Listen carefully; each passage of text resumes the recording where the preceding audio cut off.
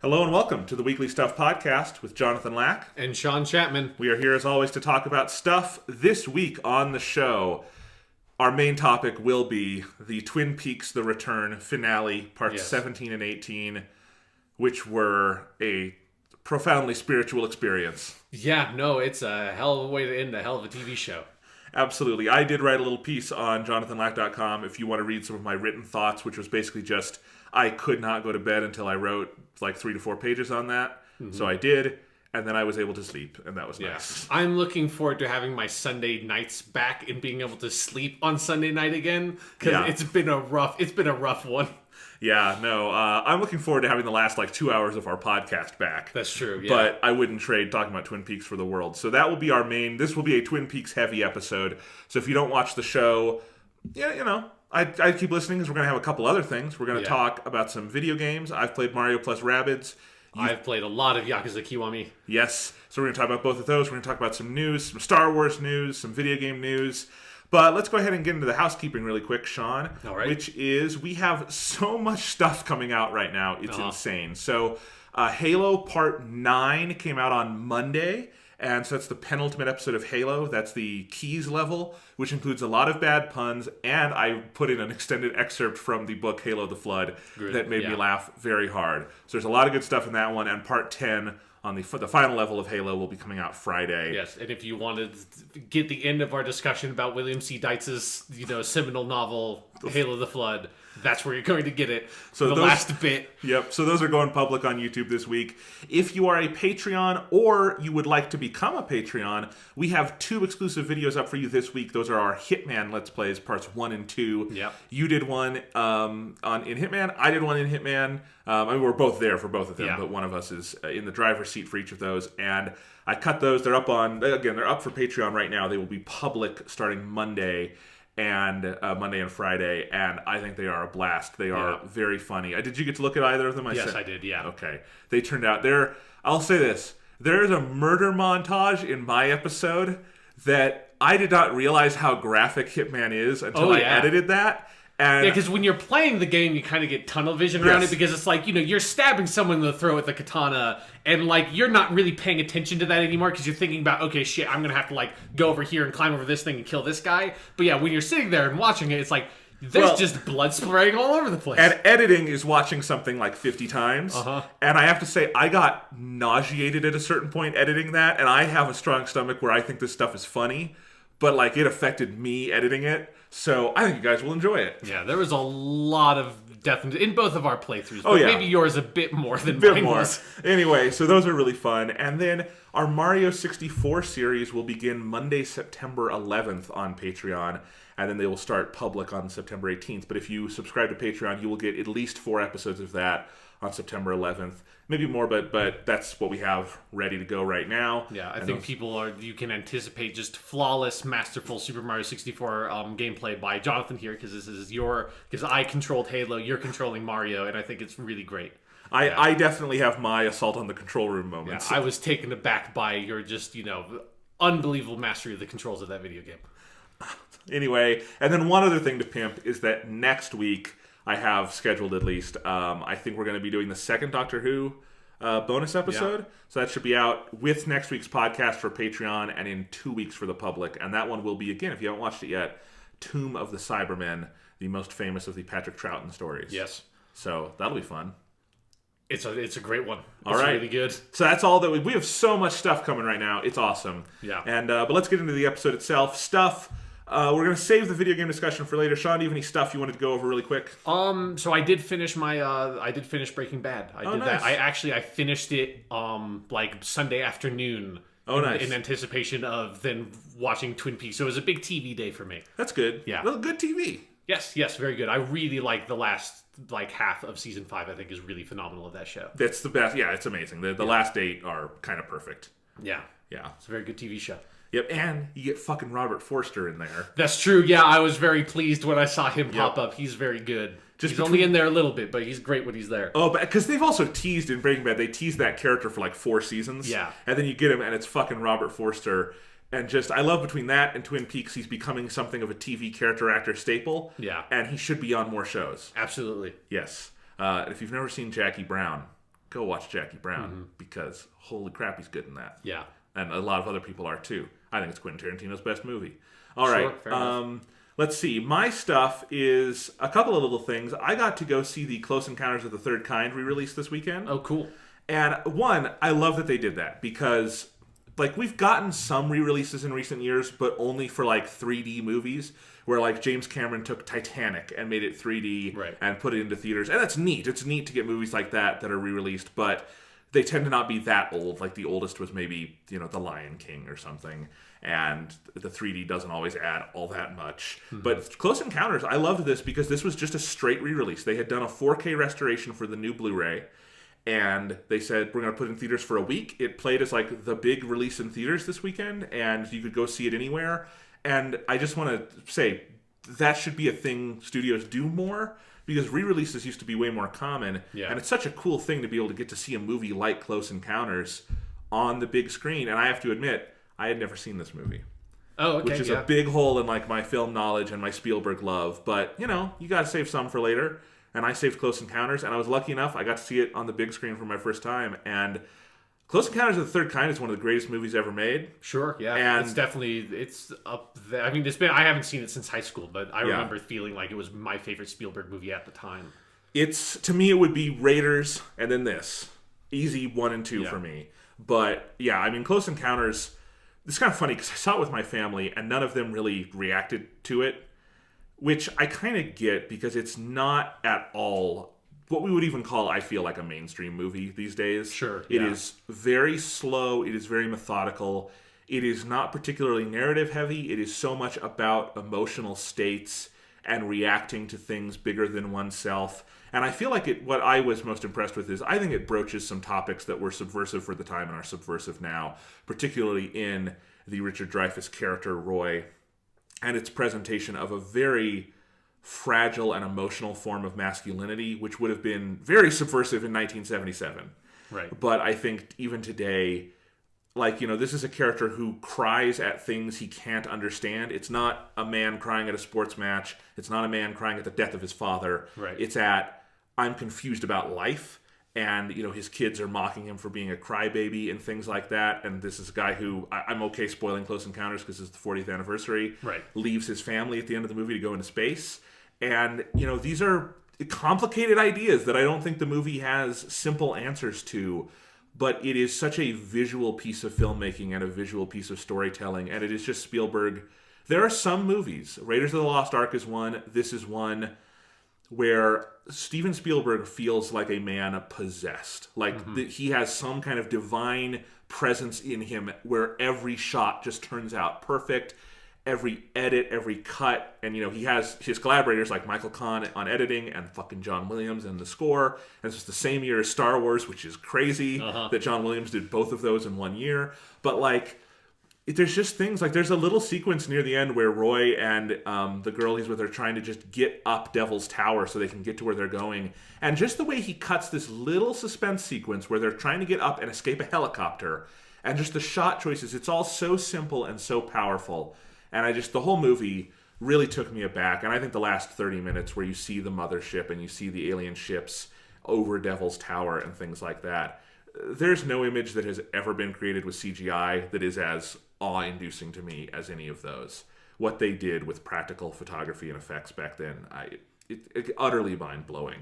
And, on an effects level, I think every bit the equal of, like, Star Wars, just in a very different direction, Sure, yeah. This is so much about mixing the mundane and the fantastical, whereas Star Wars is all fantasy, which is what's wonderful. But yeah, I love that movie to death. I'm so glad I got to see it this way, and just a reminder that, like, Steven Spielberg is Steven fucking Spielberg, yeah. And we take him for granted sometimes. Absolutely. But boy, and Raiders and Close Encounters are probably my two favorites. A lot of my other favorite Spielbergs are from the last 10 years, like Lincoln, or Catch Me If You Can, or The Adventures of Tintin. He's just a fucking beast, and he's never stopped being that. So it's insane. Yeah, and a movie like Close Encounters, I think, like really makes you appreciate his versatility as a filmmaker as well. Because I think like there's people like to put him in a box as a director sometimes with like some of his stylistic choices that like repeat in certain kinds of movies. But when you look at like the full scope of what he made, like it's incredibly diverse. It is, and Close Encounters, you can put that on the spectrum of he has that and E.T. and War of the Worlds and like his sci-fi movies, but they're all so different. Like War of the Worlds is a horror film, and I think it's really actually very good at what it does. And Close Encounters is not overly sentimental. It's not mocking or any of those things. It is very down to earth and grounded in its emotional presentation of things. And then E.T. is a tremendously sentimental movie, but we don't mind that because it's very good at it, you know? And so they're all, like, as you said, very diverse movies. And I say, you know, if I'm saying my number one is Raiders and number two is Close Encounters, those are very different movies. Yeah, you exactly. know? He really could bounce around and do anything. And he still does, you know? He had his last movie was Bridge of Spies with Tom Hanks, which I think if that had come out 20 years earlier would have been like the second biggest hit of its year, but that's not how we watch movies anymore. That's a great film. And his next movie is Ready Player One, which I have no interest in, but whatever. It's probably going to be good or well made at least. Yeah. You know, so yeah, it's interesting. And I would urge you, it's still in theaters for a couple days. I think it's so cool that they did this. Yeah. Cool. Other couple of things really quick. I wanted to mention, you and I actually both bought this book today, and it's such a good book. It's called Blood, Sweat, and Pixels by Jason Schreier, who's a writer for Kotaku. So if you ever go to that site, you've probably read his work. Yeah. He has come up on this podcast, I think, a lot, just because he breaks so many stories in games. If we've ever talked about anything about, like, video game delays, he announced it. Yeah, probably. Like he broke those stories, like 9 times out of 10. Well, he has by far, in the entire games press, he has the deepest connections with developers and stuff, and he writes such good stories. And he wrote this book, Blood, Sweat, and Pixels, which I have to pimp for a second because it is kind of one of the first of its kind, which is a series of 10 chapters about stories of development of mostly recent, like last 5 to 10 years, video games that had in some way a troubled production, although in his kind of thesis early on he says this is every game. Yeah, every game has a troubled production because, you know, spoilers, games are fucking hard to make. Right, and so it's games like Uncharted 4 and The Witcher 3 and Dragon Age Inquisition, you know, on the big side of things, but then you also have Stardew Valley and Shovel Knight and like much smaller games. The one of the only games in the book I haven't played is Pillars of Eternity by Obsidian. That's one of those kind of in-between ones that was fascinating. But I've read 3 of the 10 chapters so far, and it is a terrific book. Jason Schreier is a great storyteller, very well researched, very well told. I think he finds a thematic through line to every story. Particularly the Uncharted 4 chapter is really good at that, in kind of comparing the work to the studio and letting you understand Naughty Dog, you know, as this group of people. But it's also, so it's a rush as its own book, but also like, we never get these stories. Yeah. Once in a while, a writer like a Jason Schreier or some of the people at Waypoint with like that oral history of Halo will get you some of this stuff in bits and pieces. Yeah. But to go this deep with development of games, which is really secretive for whatever reason, it's great because you can get a million books like this about movies, but this is like the only one about games, and it's been so cool to start reading it. Yeah, so yeah, if you want that like peek behind the weird iron curtain of video game development that, like you said, is secretive for reasons I don't think anybody is ever going to understand why the fuck you can never find out anything about the development of a game or like game sales or anything like that. Video game companies are weird about that shit, but yeah, this book seems like an awesome way of being able to find out about how some of these games are made, which then helps inform being able to talk about them critically. Yeah, and I think we'll talk about this book more next week, because I'd love to just share some of the stories we find in it, because I think it's cool. And one last thing. By the time this podcast comes out, Destiny 2 will already be out. Yes, it's coming out on a Wednesday, which is... why? I think it's because of Labor Day. Sure. If it came out Tuesday, then they would launch Monday night, and they'd have to have people at work Monday night. So, which they probably already do, but it would be bigger staff. So I understand why it's Wednesday, just because you have to launch an online game. Technically, it's launching tonight as we're recording this. Yeah. Like by the time we're done recording, you could go over to your PS4 right there and play some Destiny 2. Yes. Yeah. And so I'm excited to play it. That will be our topic next week, obviously. But I did want to briefly mention, my brother has a 4K gaming PC rig, with the 4K monitor and the super liquid cooled PC bullshit, all that stuff. Yeah. And so he's a really powerful PC, and he was playing the Destiny 2 beta on PC, which was last week, and he let me play. I played the first level. And I did. He would have let me play more, but I didn't want to because I felt like I was getting spoiled. Right. Destiny 2 on PC in 4K, his monitor only goes up to 60 frames per second, but I've heard people getting this game easily up to 120 frames. Was like one of the most eye-popping things I've ever seen in gaming, and it just made me sad and jealous. And him too, because he's playing it on Xbox with me. Right, yeah. That's the biggest curse of all, is that, if you don't have your connections in your friend group on PC... Well, it's also not launching on PC for 2 months. That's true. Yeah, and I wish Bungie would do something like some kind of character crossover, like just cross over your profile. Right. Because that would get around. Obviously, you don't want PC and Xbox playing against each other because you'd have frame rate issues and all that stuff. Frame rate and then mouse is a lot more accurate than an analog stick. Right, but you could at least have people carry their profile over. I don't think that would be hard. But because a lot of people like my brother would buy the game twice. Yeah. You would, but now that you're reading the Blood, Sweat, and Pixels thing, maybe that statement, I don't think that would be hard, is something you could rethink. No, you're right, you're right. I only mean that on the sense that they do keep everything on the Bungie server side. Yeah. So some of that architecture has to be in place. But you're right. There's probably you should never just say it wouldn't be hard. Yeah. Unlike producing the SNES Classic in a good amount of numbers, that we can say that probably isn't that hard. Yeah. But anyway, yeah, but Destiny 2 on PC, just the color and the clarity of everything and just how good it feels to play. There's something about the higher frame rate and just how well it all comes together. And you can completely on the fly go between controller and keyboard mouse. I've never seen something quite that seamless. Sure. I don't PC game a lot, but I watch my brother do it sometimes. And anyway, it blew my fucking socks off. If you're waiting for the Destiny 2 PC version and didn't look at the beta, I can just say it was incredible. This is clearly a 100% high quality PC port of the game. Yeah. If it ran that well in its beta form. The only thing my brother noticed was matchmaking took longer, but it's the beta. It hasn't been on PC before. Yeah. I expect by the time it comes out. And it's also, that's the time for matchmaking to be slow. Exactly, is in the beta period. I think the fact that they're working with Blizzard and Battle.net on this, it feels like a Blizzard quality PC game. And it was cool. My brother was showing me, you go into Battle.net, it's just part of Battle.net now. Yeah, it's such a weird thing because Battle.net has been only Blizzard since we were 3 years old, and now Activision is finally fuck it, we have this this complex, well-developed online platform. Let's just put our other games on it too. But that's a great idea. Yeah, I mean, because Blizzard is so good at this, and my brother was saying, it's really easy to get it all going. Better than a Steam or something like that. And it keeps it all running smoothly. So I'm glad that for the people who want to play Destiny 2 on PC, you will have the best experience. It looks amazing. But I am perfectly happy to play it on my Xbox or PS4. So that'll be next week. Yeah. Let's do a couple quick pieces of news, Sean. Okay, what's happening in the news? Well, one of the last holdouts of video games we were waiting for a date on finally got a date, and that's Sonic Forces, which is coming out November 7th. Yeah. So... I almost wish this was in December or something, get it a little away from October, but November 7th is fine. We'll make it work. I am excited to play this game. It's coming out November 7th. It's only a $40 game, which is interesting. And the Day 1 edition includes a controller skin for the console of your choice, but more importantly, it has outfits for your avatar, which is a cool thing in Sonic Forces. You can make an original Sonic character, basically, and play as them. Yep, which is awesome.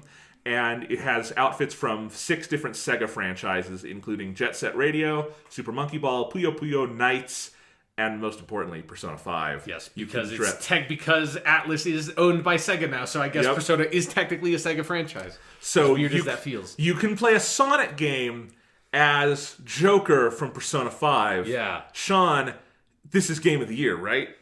It feels wrong in a weird way. It feels incestuous. It's because again, it's something where as I know logically that Sega owns Atlas and has for several years now, but in my heart, I haven't put those two things together. So I see that and it's did someone Photoshop this in there? That's just what the fuck?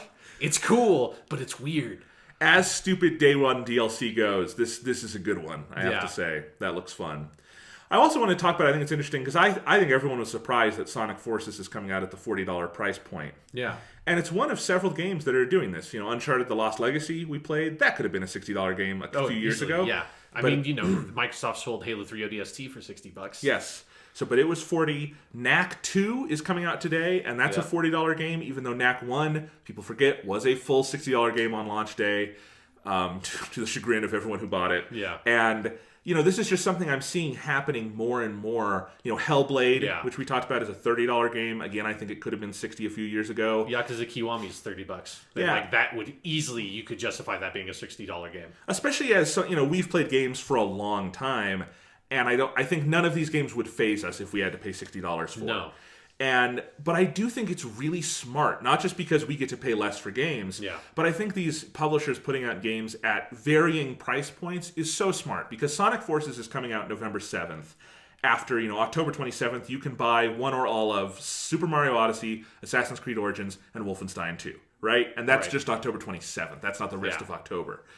And then if you see Sonic Forces and that's a full 60, a lot of people are going to look at that and say, it's too much. Right? But if you see it at 40, it tells you two things. One, $20 less.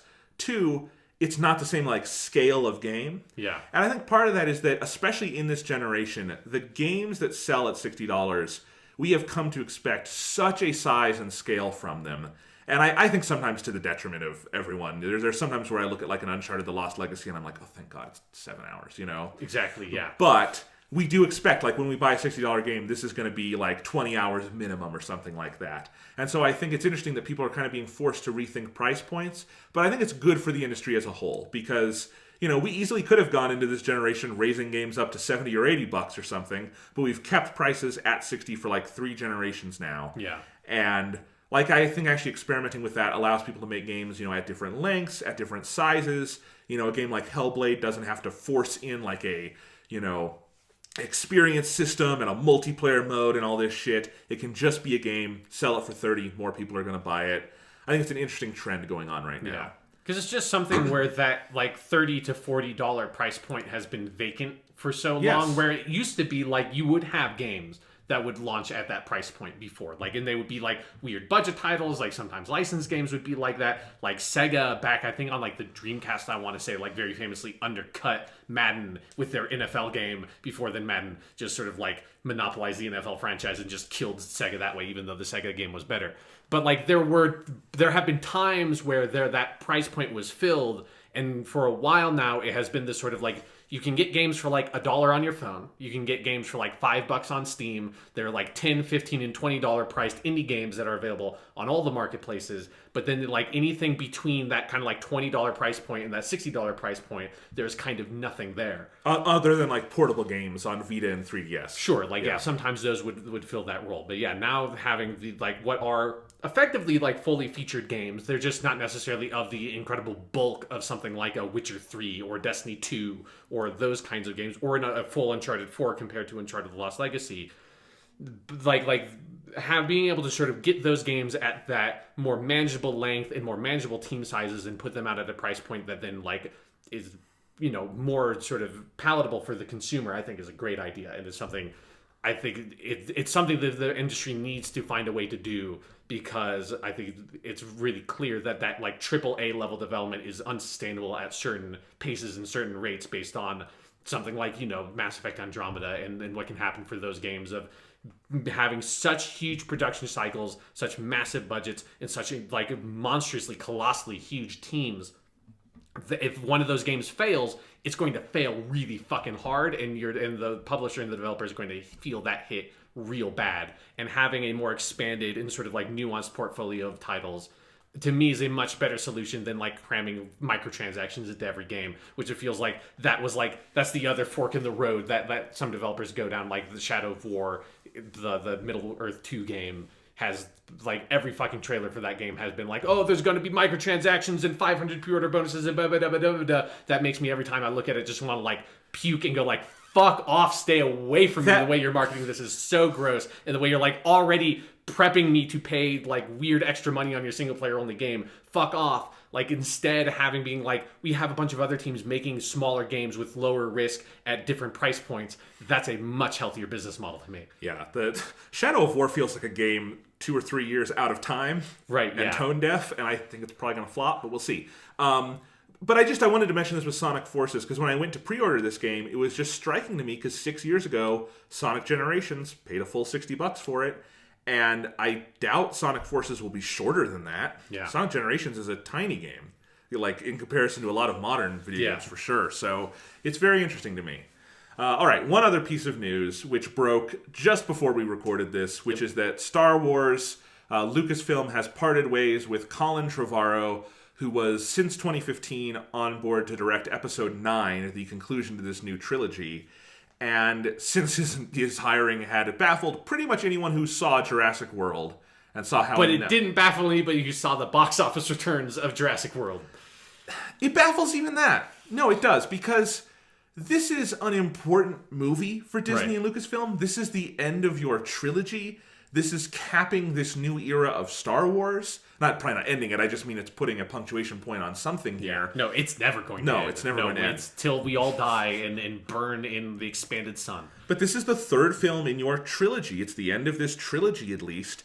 And you go from J.J. Abrams, who is tested and was ready to direct a Star Wars movie, and Rian Johnson, tested, ready to direct. You saw Ozymandias in Breaking Bad. Rian Johnson directed that. Yeah.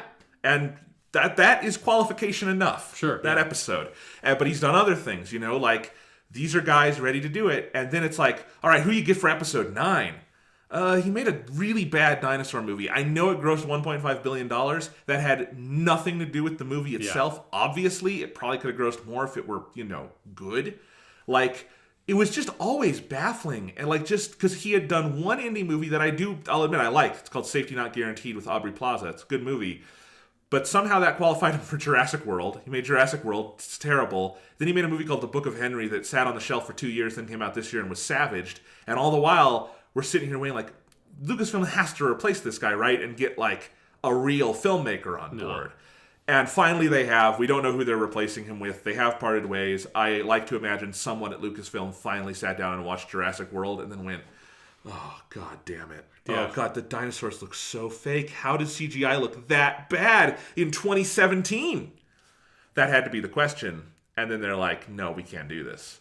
But yeah, more probably predictably is that I think they saw everything that happened with the Han Solo thing and with Rogue One and with the Josh Trank movie that never got made. And Book of Henry. Yes. And it's tragic reception. And I think just the realization that, and I think a lot of areas of the industry need to realize this, taking young, untested white dudes who have never set foot on a big film set and trusting them to make your giant blockbuster is stupid. That doesn't mean they're untalented filmmakers. I would like to see more from Colin Trevorrow in the indie space where he started and probably needed to cut his teeth a little more, or on TV or something. Right. Which is not a put down. TV is wonderful. Yeah. But that does not qualify you for this. And meanwhile, Patty Jenkins over here for Wonder Woman had to spend 10 years in movie jail after Monster, which won multiple Oscars, because it wasn't a superhero movie. And then finally gets to direct Wonder Woman. And guess what? She was really good at it. You know, there's so much of this that is so weird and baffling. And yeah, I am happy they've done this. I was very worried about Episode 9. I had no faith in him to direct a Star Wars movie. Jurassic World is terrible. Yada, yada, yada. Hopefully they get a good person to do this. As Matt Zoller Seitz, the critic on Twitter, said this. One, you should look at women because no woman has been hired to do a Star Wars movie yet. They're making a lot of Star Wars movies. And start with TV. You got Michelle MacLaren, for instance, who has not gotten a big action movie yet, but she deserves it. Also a Breaking Bad director. And many other things. X-Files. She'd be perfect for it. Mimi Leader is someone in that same chain was suggested who did a lot of The Leftovers, but has had a 30-year career in TV, including directing a lot of ER. And if you've ever seen that, that's an action movie just on TV. Sure. Yeah. So, there's tons of women in TV and film you could get. Big pick is something near and dear to this show is Rachel Talalay from Doctor Who. Absolutely. She has, if you've seen Heaven Sent or the season finale for season 10. She'd be perfect for a Star Wars movie. Utterly perfect for a Star Wars movie. And Rachel Talalay and Mimi Leader are both interesting because they briefly had big budget film careers in the 90s. Rachel Talalay did Tank Girl. Yeah. I think Mimi Leader did Deep Impact. I might be wrong on that. One of the giant asteroid movies. There were a lot in the 90s. Yes. But anyway. They had a weird anxiety about that before, we had real anxieties about things in the 2000s. Right, exactly. So, Yeah, so but like obviously those were not optimal projects for anybody. So like it would be great to see them after decades doing great TV work come do a Star Wars movie or something. Like if you want to think outside the box, because I understand the thinking that this is a Star Wars thing. It is going to ultimately be kind of producer controlled. We don't necessarily want to get a Steven Spielberg who would completely do his own thing with it, he'd be great for it, but that's not going to happen. One, he's just too expensive. Look to like TV and people who have these careers and are professionals, and they step on set, they're going to do a good job. The three women we just named are like guarantees for that, and then there are other people. My joke tweet, which I was sad, no one responded to this, but I thought it was good. David Lynch almost directed Star Wars Return of the Jedi. It is true. David Lynch is free. Twin Peaks is done. They just fired Colin Trevorrow. Let's make this happen. Yes. Let's just and if it needs to be an 18-hour Showtime movie, I'm okay with that. Kyle MacLachlan should be in Star Wars also. Oh, that'd be great. That also would need to be a thing there. Absolutely. He could be Luke's long-lost twin. Sure. Fraternal twin. Okay, yeah. I guess he already had one with Leia, but whatever. The triplets then. Yeah, absolutely. There's always the weird secret hidden twin. It's very rare that you see the secret hidden triplet. There were already twins, but there was another one, and so they're actually triplets the whole time. I'm just saying, Sean, look me in the eyes and tell me Kyle MacLachlan as the Lost Skywalker triplet would not be the greatest thing to ever happen to Star Wars. It would be amazing, yeah. Yes. No. Joking about that, but there are lots of good choices out there. I hope they make a good choice, and I hope Lucasfilm can kind of get the ship back on track after firing a DC level of directors. Yeah, because it is something where, I haven't seen Jurassic World, but so I just take it on faith that it's a terrible movie because basically everybody whose opinion I respect says it's a terrible movie. But it's like easy to look at the Colin Trevorrow stuff and be like, thank God they fucking got this dude off the movie and going to find someone better. But it is, if you remove the specific quality of the person out of the equation, it is troubling to see like basically every single Star Wars movie that they've made, other than I guess like Episode 7 and Episode 8, have not had much turmoil. But all the other ones, which is like 3 movies now, have had like pretty significant behind-the-scenes turmoil to the point of having something that's nearly unprecedented in firing the directors halfway through the movie. Yes. And, my one worry is that they're going to go forward with things like getting Ron Howard to come in and get kind of boring studio directors to do these. That's not what I want. Like the names we were suggesting earlier, those are exciting. Like they're known quantities, but they do very exciting work. And I think would have a vision for it. You want someone in that line. J.J. Abrams and Rian Johnson are really good choices. I think we can all see that. The Han Solo thing is weird because they hired comedy directors, and then the comedy directors thought they were making a comedy, and then Kathleen Kennedy was like, "Why is this funny?" And Lawrence Kasdan was like, "Why is this funny?" And then they fired them. At least that's the Hollywood Reporter story. Right, yeah. So who knows? But yeah, I want Star Wars to be good. That's all. Yes. Yeah. Episode 8 looks good. Yeah. We just had Force Friday. People looking at all the Snoke toys. I'm kidding. I don't know what all that is about. Stop. Yeah. Just stop, Jonathan. I'm so out of the loop on all that stuff with the Force Friday. I don't really even understand. So it's the day you can buy the toys, is that right? I don't fucking know. Why are you looking at me like I know this shit? You're bigger into Star Wars than I am. Yeah, but I'm not into bullshit. Okay. Really what we all want is them to just make animated movies with the Star Wars Rebels. Yeah, no, absolutely. Yeah, just like keep those people together. Just keep on making those. That's all I kind of need at some point. All right. Let's talk about some video games. Yes. All right, you guys heard me talk about Mario plus Rabbids a little bit last week, so I'm going to pass over to Sean. Sean, talk about Yakuza Kiwami. Yes, so Yakuza Kiwami is the full remake, like complete ground, like tip-to-toe remake of the original Yakuza game, which released on the PlayStation 2 in 2005. It uses the Yakuza 0 engine, Yakuza 0, which came out over here earlier this year. One of my favorite games, easily, of this year, and was my first Yakuza game. So, and Yakuza 0 being a prequel, obviously, given the 0 in the title. So this was sort of like part of the big project that the Yakuza team is doing of kind of like revamping some of their original stuff, because they also have announced Yakuza Kiwami 2, which is a remake of Yakuza 2, is going to come out in Japan in December. And like sort of doing that as the Yakuza franchise is moving forward in new games with a new protagonist and everything. So they're kind of like finishing up and sort of like, tightening up the Kazuma Kiryu story, who's the Kiryu's the main character for the Yakuza series thus far.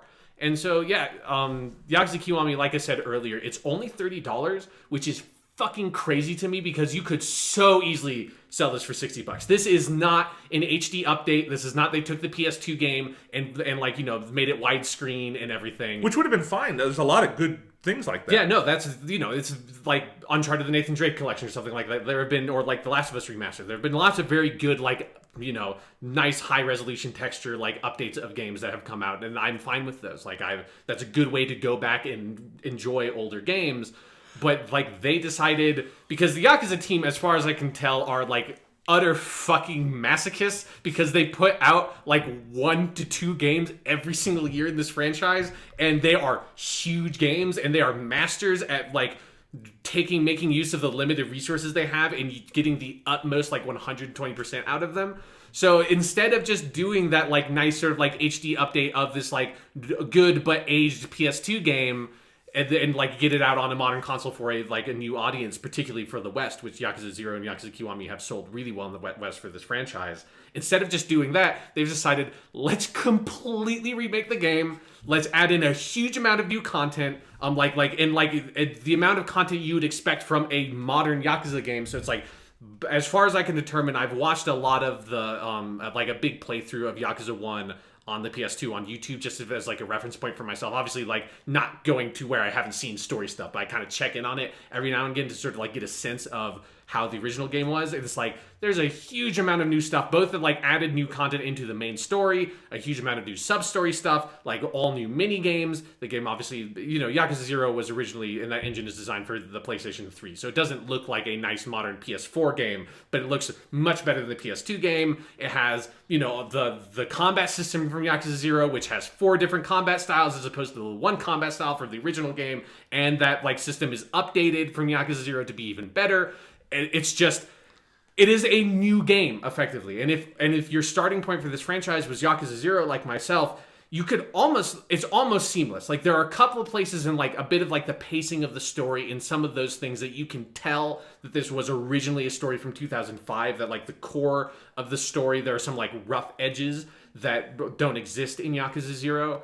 That you can tell like how much that team has learned. But they have done so much in sanding over those things and like finding the heart of that story and bringing and updating the heart of that story out with some like extra scenes that they have added in, that you can basically think of Yakuza 0 as being Yakuza 1 and this being Yakuza 2, and you don't really bat an eye. And in fact, I would recommend, if you're sort of like thinking about getting into this series, to play Yakuza 0 first, because this Kiwami is very conscious of the fact that Yakuza 0 has come out, and it heavily references specific events and characters, and they're actually like basically side quests that are sequels to side quests from Yakuza 0 in Kiwami that are pretty fucking amazing to find. So in such a way that I think even more than 0 being a prequel, you benefit from having that background, as opposed to, you know, you can go into 0 without the knowledge of where the franchise goes, and that game is designed and that story is designed to be totally palatable in that way.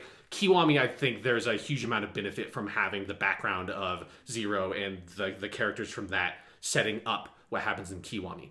So that's sort of like the basic of what the game is. But then just in terms of the quality, I'm having such an unbelievably good time playing this game. It has been the right stretch, like having about 6 to 8 months between now and having played Yakuza 0 is the right amount of time to sort of have like let that sit in my memory, and then coming back up and starting this game. And it's just, the Yakuza games are such a special thing.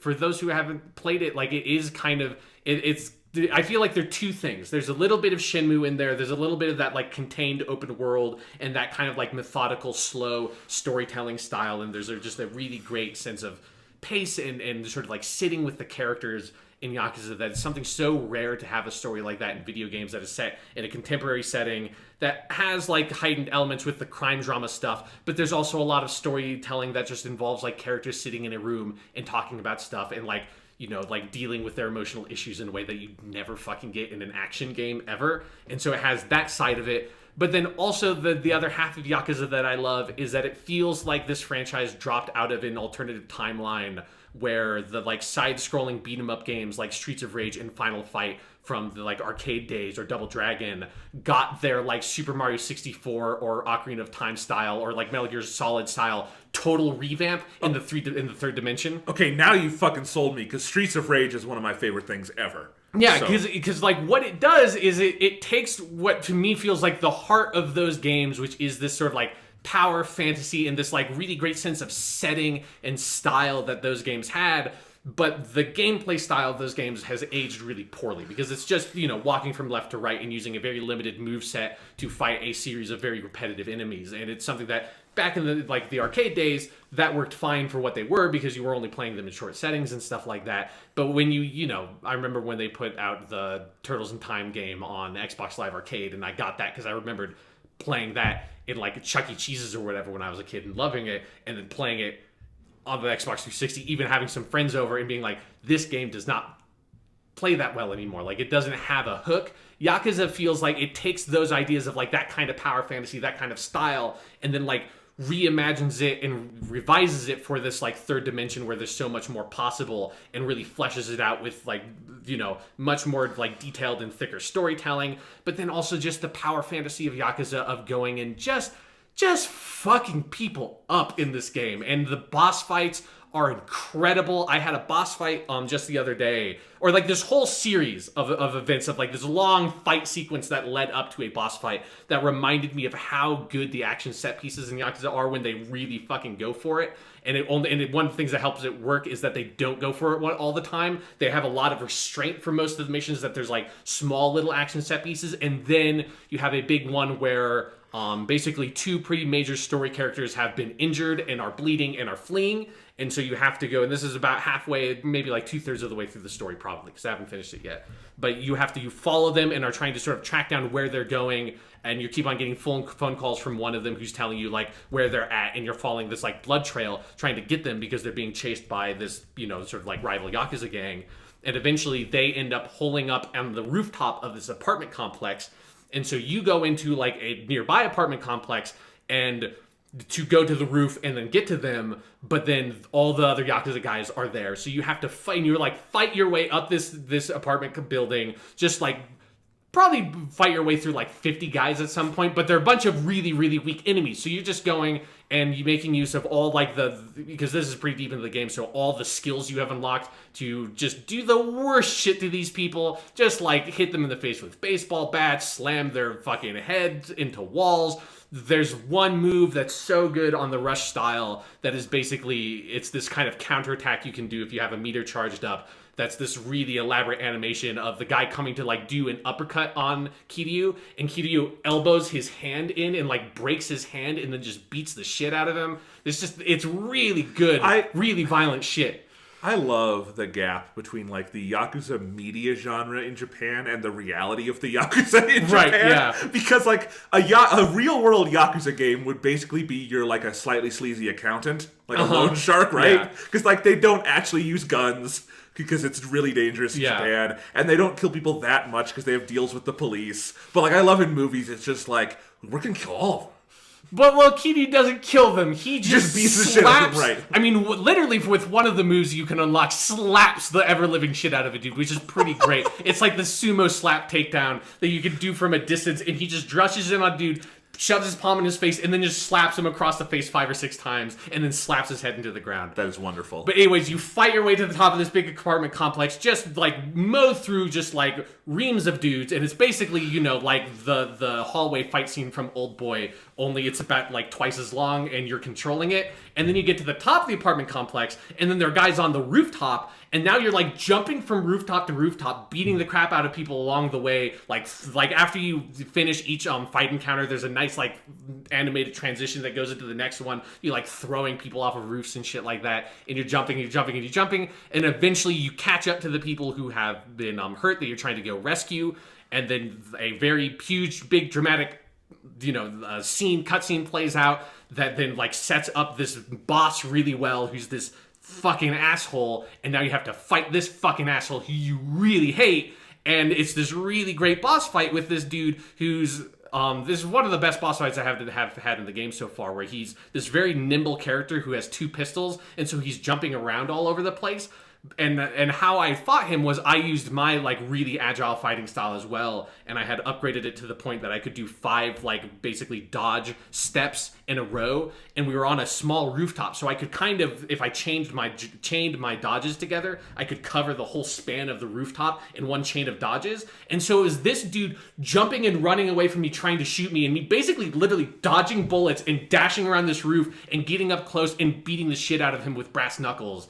And it was just, it's one of the most satisfying things you can do in a video game, is participate in those action sequences that culminate in what are, for me, the most fun boss fights I've had in any game. Is the boss fights in Yakuza 0, now Yakuza Kiwami, because they set up the characters so well in the stories, and then the mechanics of the boss fights are so good at just making you hate these people, and you want to hurt these people, and you can hurt these people in interesting, creative ways, and express that through your game mechanics, because the fighting system is so, you know, rich in all the different styles you can use and all the different types of moves you unlock for the 4 different styles, that you can really tackle the encounters in a number of different ways. And I think the right way to play the combat in this game is to like imagine like, what would be the coolest way I can do this, and try to enact that really cool way and use a large variety of moves, and like make sure you're like doing all this like really crazy cool shit and using all the weapons and stuff like that. And so yeah, all that stuff, that like all the stuff you loved from Yakuza 0 if you played that game, or all the stuff I loved from Yakuza 0, is represented 100% in Kiwami. The story is great, even if there are a couple of like weird pacing issues where there are like, they maybe kind of introduce a bit too many like new villains and new characters and kind of deal with them very quickly, which feels like a very, you know, like 2005, think of like GTA Vice City San Andreas kind of thing, of just like, not, for some of the characters it feels like you should maybe have like cut half of these characters out and then set up the other characters stronger so that they reoccur across the story, instead of setting them up and then dealing with them and setting them up and dealing with them. It kind of has that issue. But other than that, what they do to flesh out the relationship between Kiryu and Nishikiyama, who Nishikiyama is the main villain of the game, who's a major character in Yakuza 0 because he's Kiryu's friend. But in Kiwami, it's basically the plot setup is Kiryu, the main character, is a high-ranked lieutenant in the Dojima Yakuza family, which is a subsidiary of the Tojo family.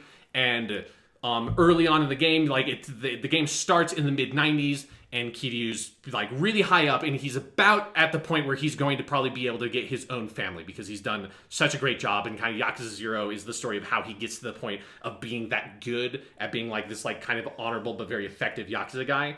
And so he's about to get his own family, and then a whole series of events sort of kicks off that relates around your 2 childhood friends, Nishikiyama and then Yumi, who Yumi is this woman who grew up in the orphanage with you that Kiryu grew up at. And she's sort of sexually assaulted by the Dojima, the head of the clan, and Nishikiyama is there when it's happening, and he kills Dojima. This is all that happens in like the first hour of the game. And Kiryu decides to take the rap. And so Kiryu goes in and goes to jail for basically 10 years and comes out of jail in 2005 when the game is fully set. And when he gets out, Nishikiyama has turned bad.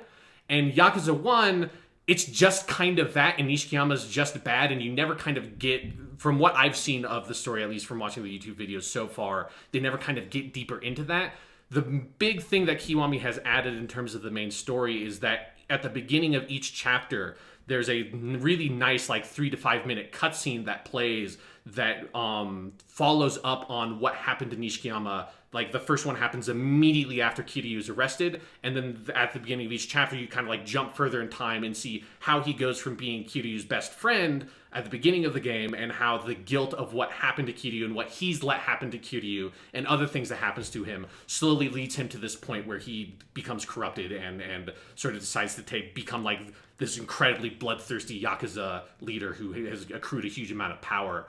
And that building of tension of seeing how he goes from being the nice guy you know from Yakuza 0 in the beginning of the game to being the villain you're encountering, and ratcheting up that tension every time you revisit that scene. You see him go a little bit deeper, like make one more like bad choice at another crossroads, and see that like it's building up the tension to their confrontation at the end of the game so well. And I'm so excited to see where it's going to go, because it is, for me who started with Yakuza 0, it's a confrontation that has been building, you know, for in game terms for like 60 hours or something for me. And so having I think the ways that they have flesh out that side of the story are really strong and make it that if you're someone who has played Yakuza 1 already on the PS2, I think this would be also a really strong game to revisit, even if you have experience with it. Awesome. I want to play these games so badly. Yeah, they're really fucking good. There's too many fucking games, but I want to play these so badly. Yeah.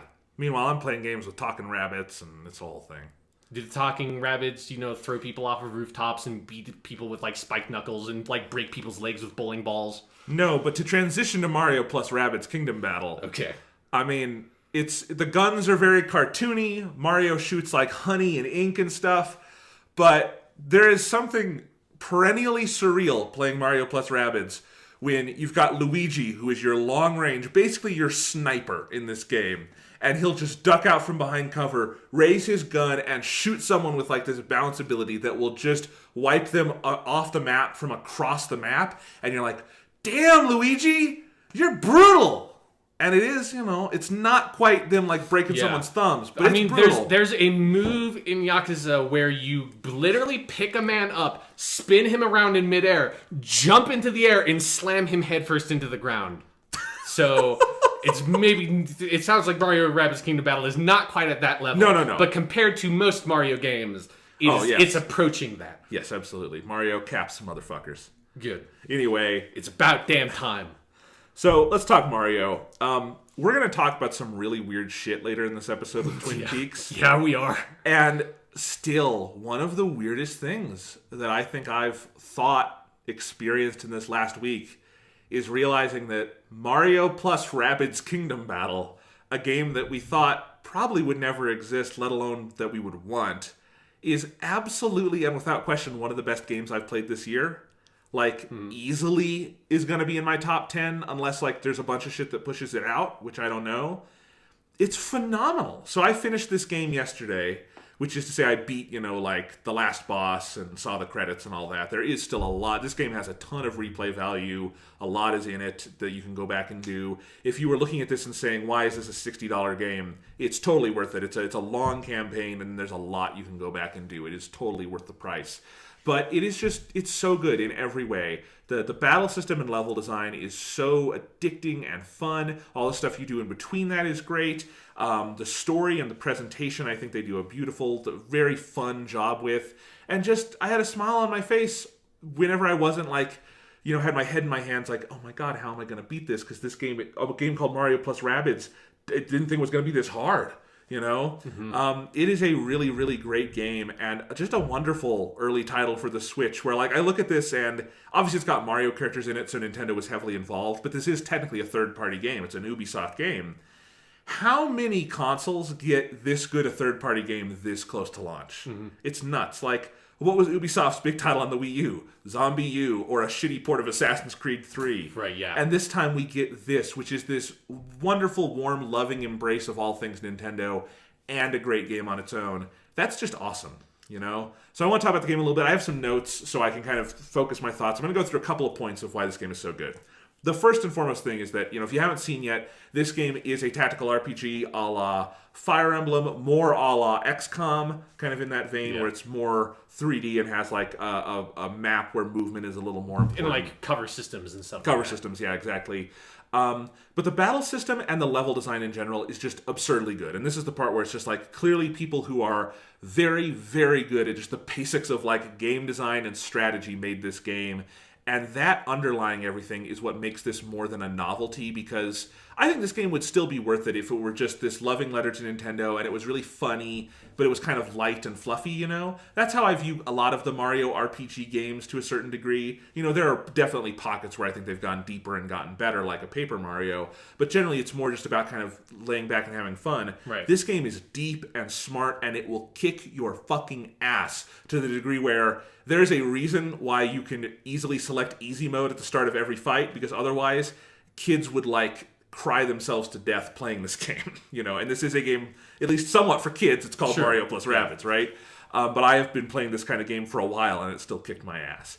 But like every level, every combat encounter you do feels so creative, so thoughtful, and especially by the time you get to Worlds 3 and 4, just extremely challenging, but never to me in a way that's unfair. One of the things that I think it does that's so innovative to me is it uses a much smaller set of tools than other tactical RPGs. Like we talked last week that like XCOM has a really complicated cover system, from what I understand. This is very simple. It's either half cover, full cover, no cover, and that's either a 0% chance, a 50% chance, or a 100% chance. And that pertains to the enemy, and that pertains to you.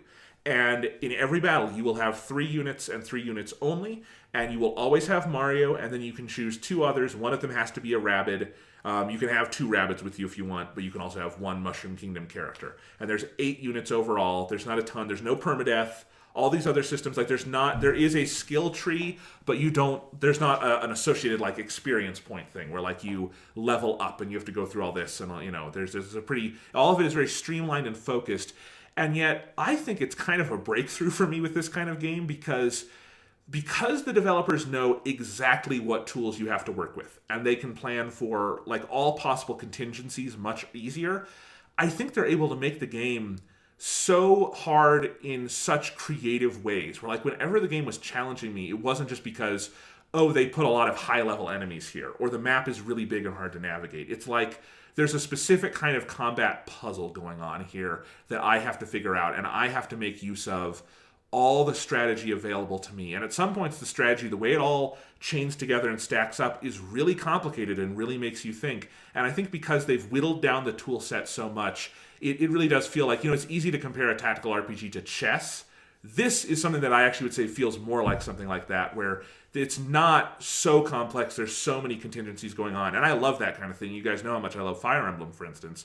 But I do think that simplification allows them to do so much with it. And I have just such good stories from this, because the best tactical RPGs, this is a genre that is at its best when it is at its most challenging. And you can't say that about all games. Like, we love Uncharted. I would never want to play Uncharted on like the crushing difficulty. That's just no fun. Or like Yakuza is like, do you want to be powerful enough to be able to like smash fools, not necessarily to have to like block for 90% of the fight. Right, exactly. So like, but this kind of game, you want it to be ass-kicking and challenging. You're going to have to do each fight a couple of times to get it under your feet, because that's when it's at its most fun.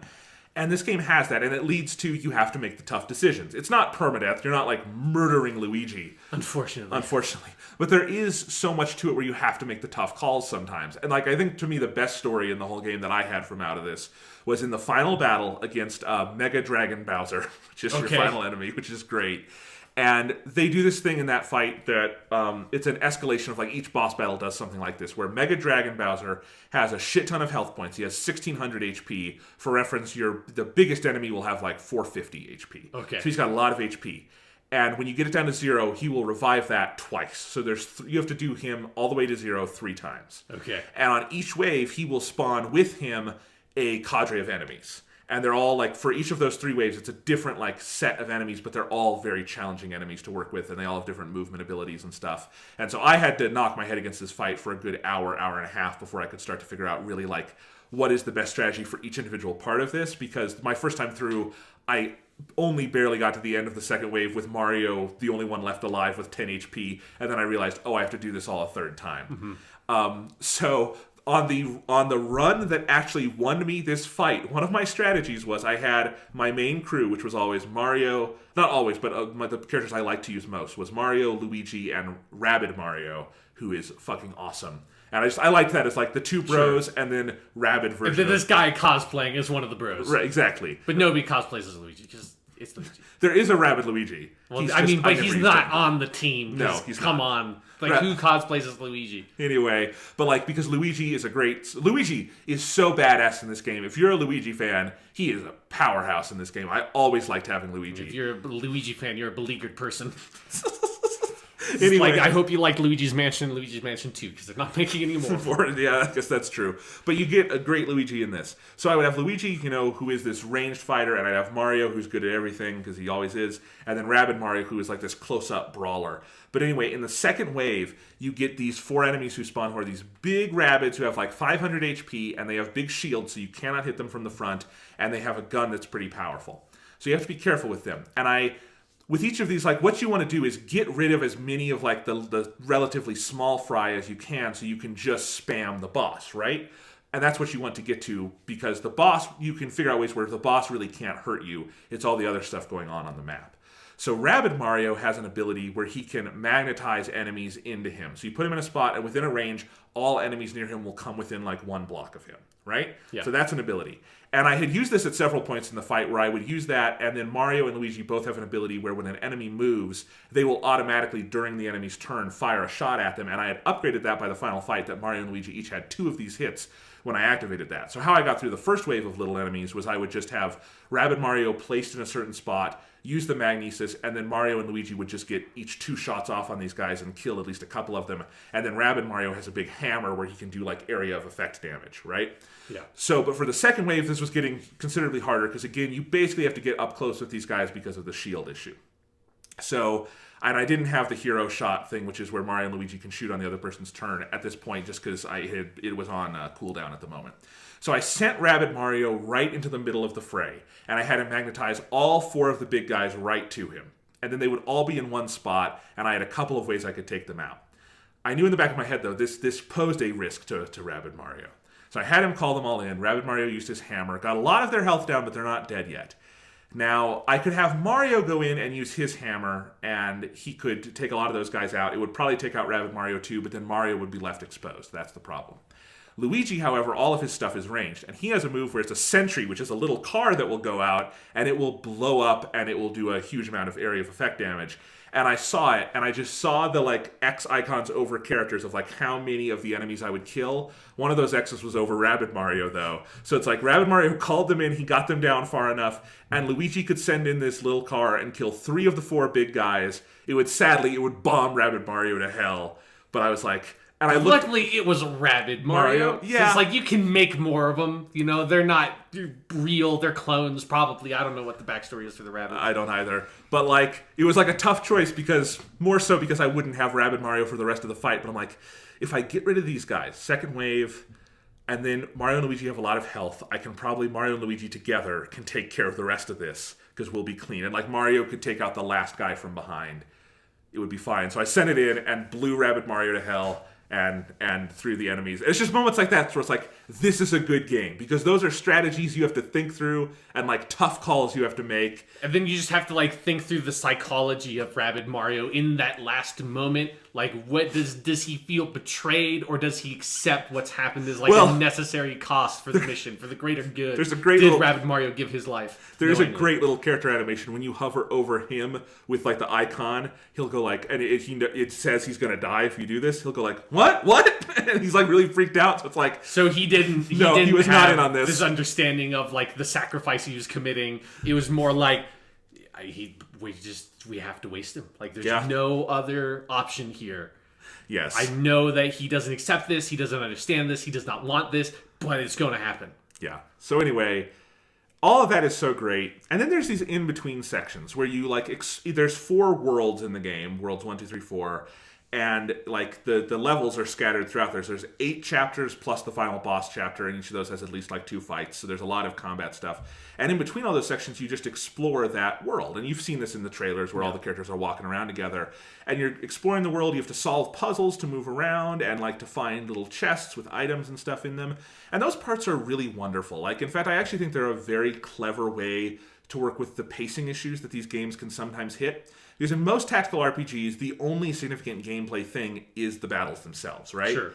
And what you get between those levels is, in a lot of other games, mostly story. And maybe you'll have some map exploration or time spent working with your units and things like that. And it can be kind of, at some point, it can be a little like grindy in some ways.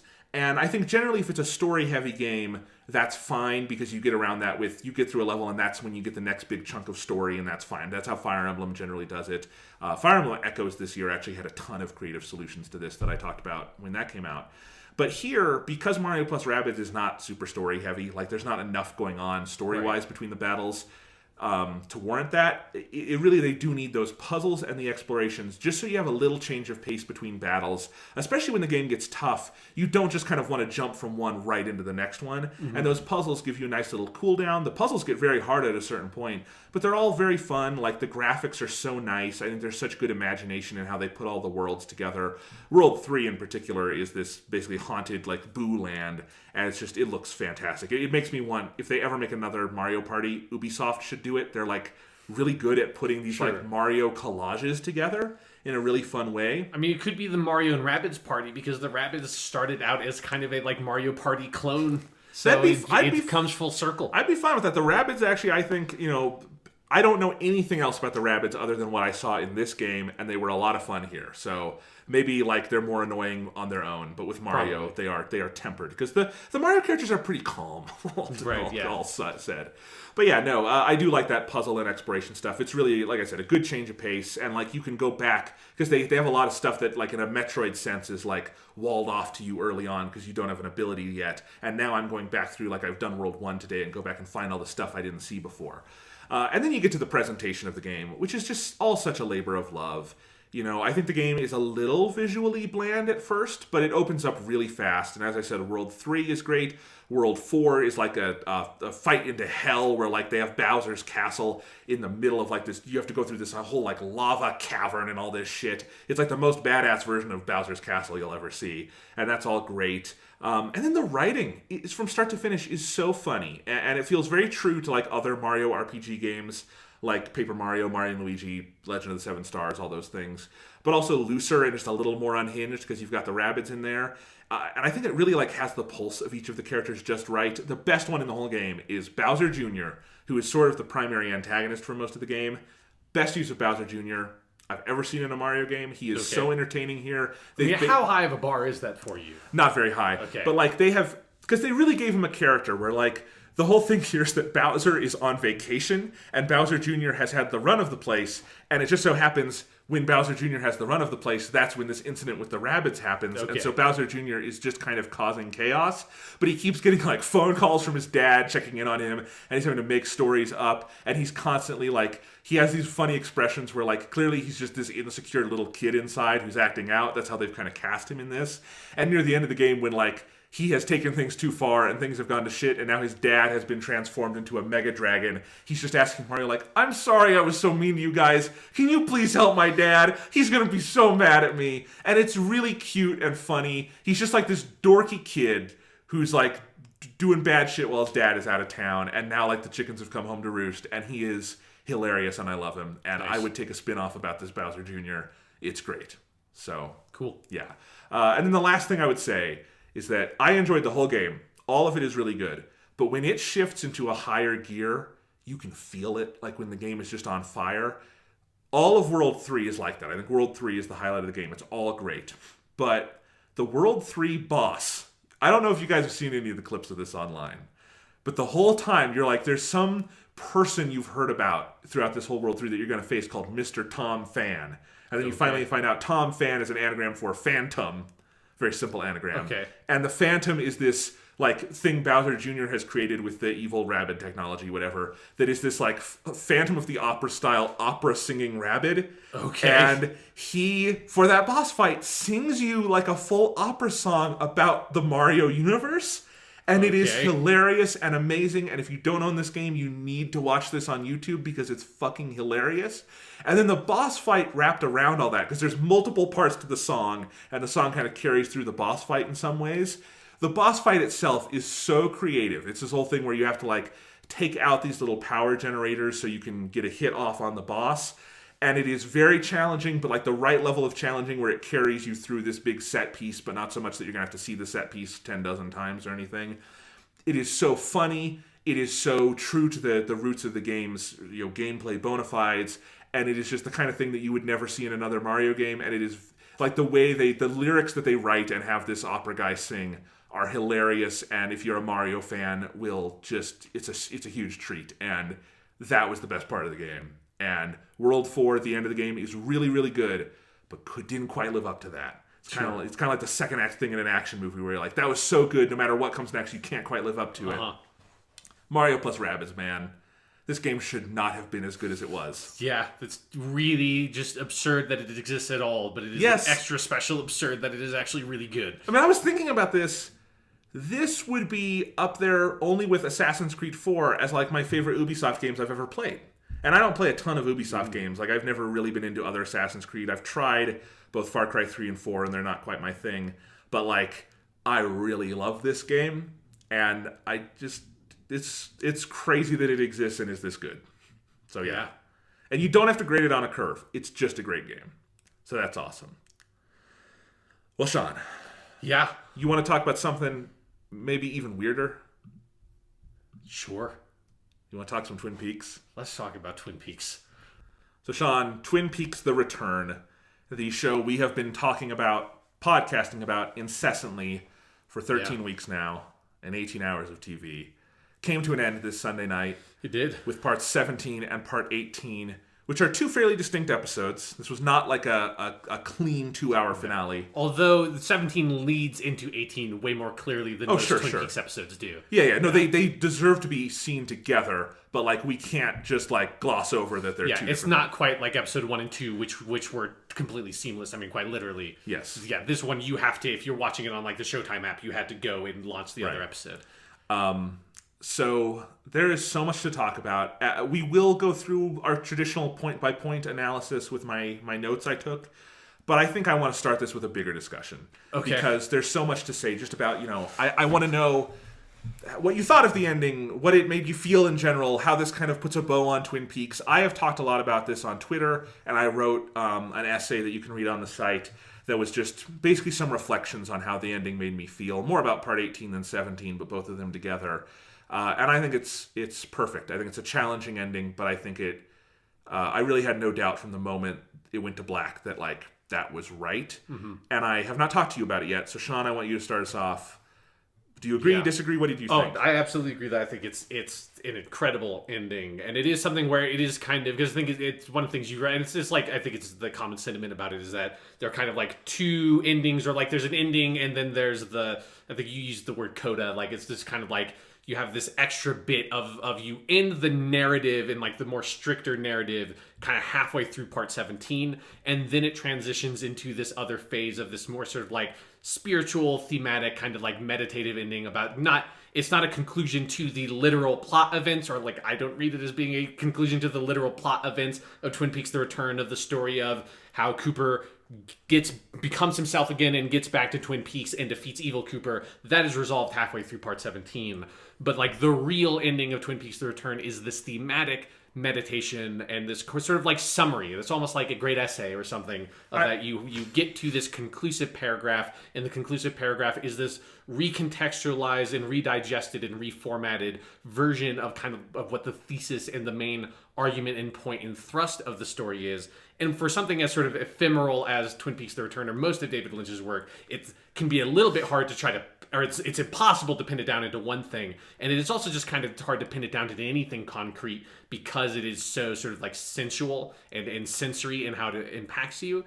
But it does arrive at this ultimate conclusion that I think is incredibly affecting, incredibly powerful, that taps into that very fire walk with me. I think in some places quite literally that fire walk with me energy from that movie, of tackling these issues of abuse and trauma, which are at the heart of the Twin Peaks story, but then also I think tackling on this second component of it, which is time, and how time has affected this abuse and trauma story, and that distance of time is kind of like, to me, the main effect I got from that ending at the end.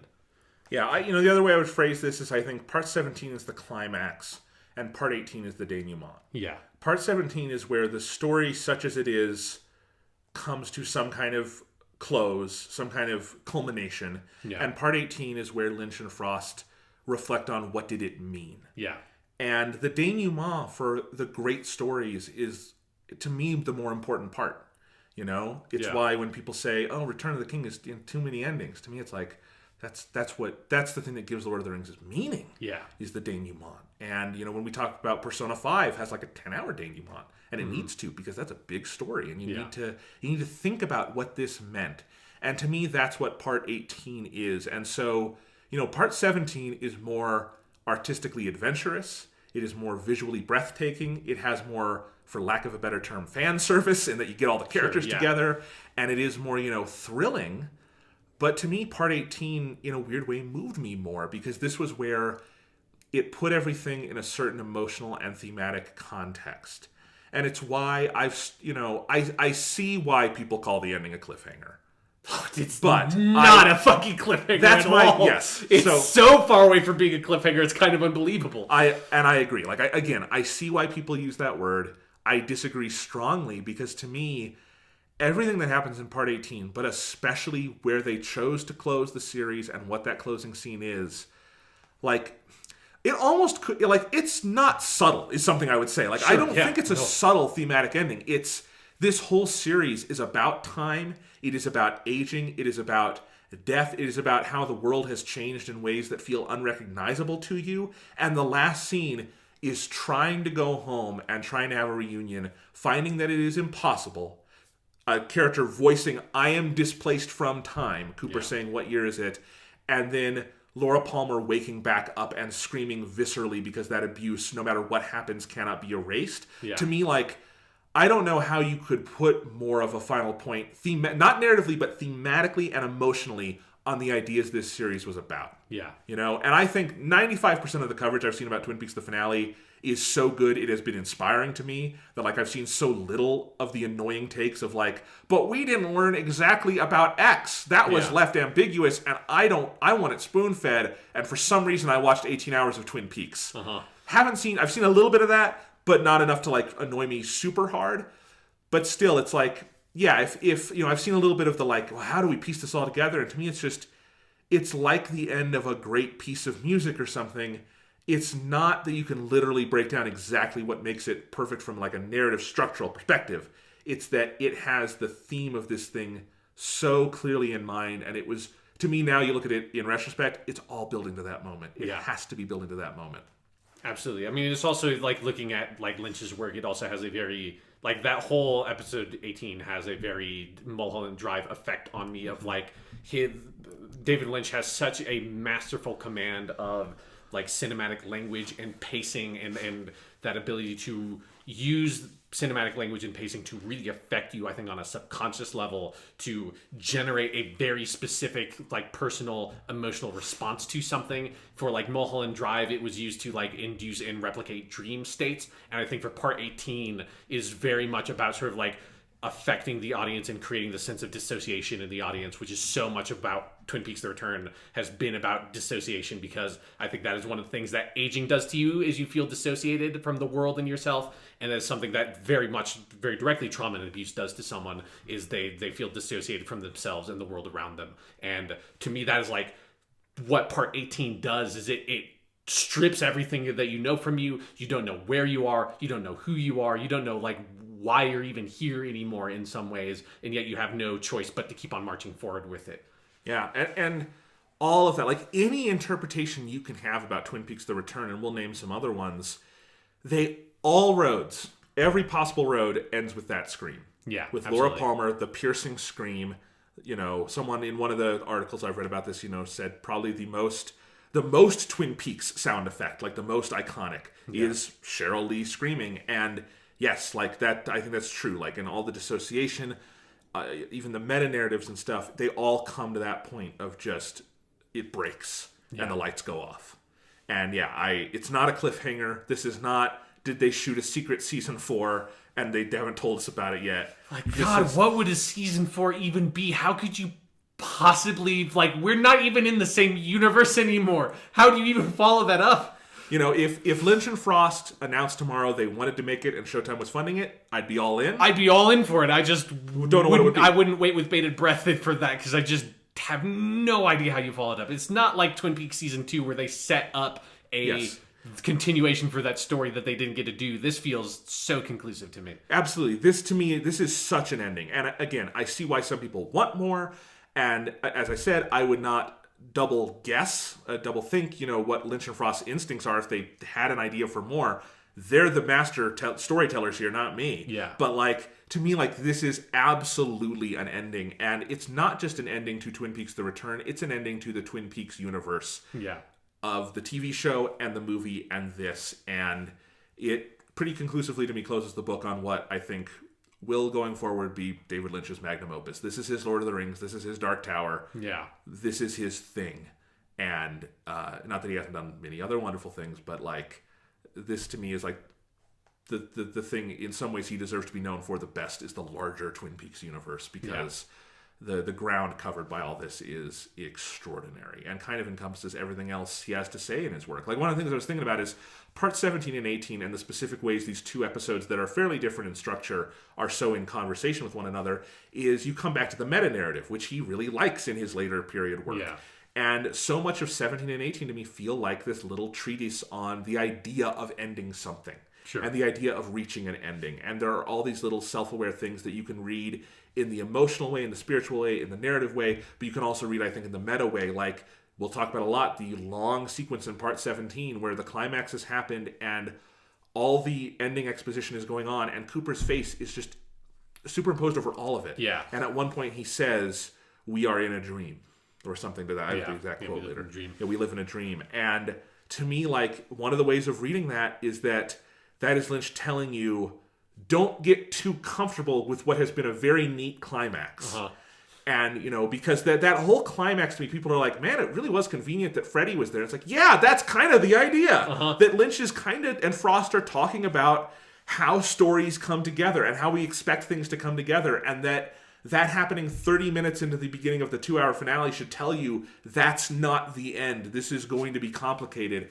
And that is part of, as I say, the meta-narrative of them taking, like, here's what the everything has come together, all roads here ending looks like, and here's how we complicate that. And so it's, to me, it's as much about the idea of endings as it is an ending in and of itself. And that's one of the beautiful things about it. Absolutely. So, any other kind of overall thoughts you want to go into before we maybe do some of the point-by-point stuff? I think we should just get into it. Okay. Yeah. There's so many. I think we just need to go through it, and then at the end we can go back to the big picture stuff. Yeah. So part 17, the subtitle here was "The Past Dictates the Future." Quote from both of the quotes actually here. Which that is going to take a much more literal bent in that episode than I thought at the beginning. Oh boy, Jesus, yeah. Someone said it's basically David Lynch doing Back to the Future 2, and they're not wrong. All right. So we begin in South Dakota. We've got that establishing shot inside the hotel. We follow up on the scene from last week. Cole is looking at his gun. "I couldn't do it, Albert. Couldn't do it." And he couldn't shoot Diane. And then we have this little exchange. Albert says, "You've gone soft in your old age." Not where it counts, buddy. Which I love that for, like, the big, like, conclusion, like, the two-part finale of, like, Twin Peaks as a whole. David Lynch chooses to start it out with an old man erection joke. And that's, like, that is real art there. I just love how it's something to talk about how David Lynch has viewed his own body in Twin Peaks, because Gordon Cole is a much bigger part of the story here. The way he shoots himself is very unglamorous, and I think even he's very aware of what a leering old man he looks like in some shots. You know, like with the long thing with the woman he had in his room. Yeah, the weird French woman, Yeah, like, and then here, like, you know, that's funny and charming. I don't think it's supposed to be, like, though, that you're, you know, taking it too seriously. It totally feels in character for this old man, kind of clinging on to these last vestiges of his masculinity, and it's funny, but no. Then we have this speech from Cole that very much sets up the events of the finale. It kind of contextualizes everything, all the little webs of story we've had, and then sets us into the final events with kind of clarity. And he says, "For 25 years, I've kept something from you, Albert. Before he disappeared, Major Briggs shared with me and Cooper his discovery of an entity, an extreme negative force called in olden times Jowday." And I had to look up the captions for this. Jowday is how they spell it. Over time, it's become Judy. Major Briggs, Cooper, and I put together a plan that could lead us to Judy, and then something happened to Major Briggs, and something happened to Cooper. Philip Jeffries, who doesn't really exist anymore, at least not in the normal sense, told me, that's such a great line. Yeah. Told me a long time ago he was onto this entity, and he disappeared. Now, the last thing Cooper told me was, if I disappear like the others, do everything you can to find me. I'm trying to kill 2 birds with 1 stone. And now this thing of 2 Coopers. And recently a paid informant named Ray Monroe sent a cryptic message indicating that the Cooper we met at prison is looking for coordinates. Coordinates from a certain Major Briggs. Yeah, there's a lot. There's a lot in there. So we've sort of have a sense of who Judy is. That I think that was last episode that Dark Coop hears from Teapot Jeffries. You know, that he needs to go look for Judy. And then also we find out that Ray was a secret plant by the FBI. Yes. Or he's an informant. Or he's an informant, plant, whatever. Yeah, they call him a paid informant here, yes. Yeah. So, yeah, it puts a lot of pieces together. And again, I love how Lynch and Frost write exposition in this. It's so, I would say it's like a teachable moment for other people having to write exposition, except I don't think anyone else could do it in quite this off-kilter sense, because when they do their expository moments, it doesn't take the mystique away from things. Mm-hmm. And it really just opens up other interpretive avenues. Like, it's something I have not considered much, but I want us to talk about, is reading these last 3 episodes kind of through this lens of, like, there is a strong negative force, like, maybe beyond Bob, this Judy thing. Yeah. And it is out there in the world, and whatever Cooper is doing is some, attempt to defeat this thing, right? Yeah. And again, I don't really care too much about the linear narrative of all this, but it is a way to read all the things that happen, right? And I love that they can put that all together, where now everything we've seen is contextualized, and yet so many more mysterious avenues are opened. That's an amazing thing to be able to do as a writer. Yeah, I think, and one of the big things they do is, I think there's 2 main things. It's one, they write exposition in these kinds of scenes where it's especially we have had a bunch in this room, very specifically with David Lynch as Gordon Cole delivering these stories. And one of the things they do is that they're telling stories when they exposit, is that it's framed like that, of I've 25 years ago, the Major Briggs and Cooper and I, and it's him framing it as him telling a story to these people, not just him relaying information. And then also, there's this incredible resistance to, I think the only time it really happens is sort of in the dream sequence from the whole Monica Bellucci thing from a couple of episodes ago. But generally, when these expository scenes happen, there's no flashbacks, there's no cutting to anything. It is just you holding on the actor telling the story, which I think there's a extreme over-reliance generally in more modern cinematic language of, when you have a scene like this, you are cutting to some sort of flashback structure, providing some sort of visual information backing up what is being said, which can be good a lot of the time, but there's something to be said about leaving all of that to the imagination and not having to cut to some other footage showing those characters having this dialogue, and instead you're just sitting with this character relaying that information to you. And part of it is the pace that Twin Peaks builds for itself, that it moves slowly, scenes linger, you're used to sitting with characters and talking, the acting is all on a pitch that makes that, engaging. The other thing here, from a writing standpoint, I would point out, is I love how this subtly transitions in the last line to become a character moment, because at the end, Cole says, "This plan, Albert, I couldn't tell you about, and I'm sorry." And Albert, good guy, professional, says, "I understand." And Cole says, "I know you do, Albert, and I'm still sorry." And it's just that little exchange between friends, and this is the last major moment that Albert gets, that Cole and Albert get together. And just, I think, when you wrap things back up into character, that is applicable to any kind of story, no matter how weird or not weird, So yeah, all of that is great. I mean, the other part of that whole story that I really love is that it's very clear now that Gordon Cole knows that something's going on with Philip Jeffries, which just made me imagine the scene of Gordon Cole meeting Teapot Jeffries, and how that seems "Philip, is that you?" "Yes, it is, Gordon." "What the hell happened?" Because he would he would take it such in his Missoula, Montana frame, of he would kind of take it in stride in a weird way. But I don't want to offend you, but you're a big damn teapot. I want that on the DVD, deleted scene. Just a mini story with them. Anyway, then the phone rings, and it's the agent from Las Vegas. They have found Douglas Jones, but they have lost him. And then we get the great Albert line, "Has my watch stopped, or is that one of the Marx brothers?" There's one last withering line from dear old Albert. Then they explain the whole thing. And then Bushnell Mullins comes in. He's got that message for Gordon Cole. The message is, "I am headed for Sheriff Truman's. It is 2:53 in Las Vegas, and that adds up to a 10, the number of completion." Yeah. Just get those numbers in there one last time. And the number 10, I've gotten into a little bit reading online. There's a lot of people into the numerology of Twin Peaks. And it's actually kind of fascinating because it doesn't just reduce the show to numbers. There are some people who do it in very interesting ways. Like the number 10 does recur in this final episode in a lot of interesting ways. Yeah. I would also point out how the number 8 has repeated throughout and then becomes this infinity symbol later on. But I do love that to the bitter end, Lynch is devoted to obscure numerology. It's great. Anyway, the last line is Cole asks who this is, and Bushnell introduces himself and says, "I'm Dougie's boss. Thank you, Mr. Mullins. Thank you very much." And that makes two of us. Which is such a good line. So great. And then he hangs up, turns to Albert and Tammy. "Dougie is Cooper? How the hell is this?" Yeah. That is so great. And then Tammy has gotten all the files and recounts all of Douglas Jones's exploits: the car explosion, the organized crime, the electrocution, and the attempted assassination. Yep, all of that. And Albert looks at Cole and says, "That's strange, even for Cooper." And Cole says, "A Blue Rose case, most definitely." I love it. It's so much like this is very much an extension of episode 16, where there's just it's so satisfying to see all this come together.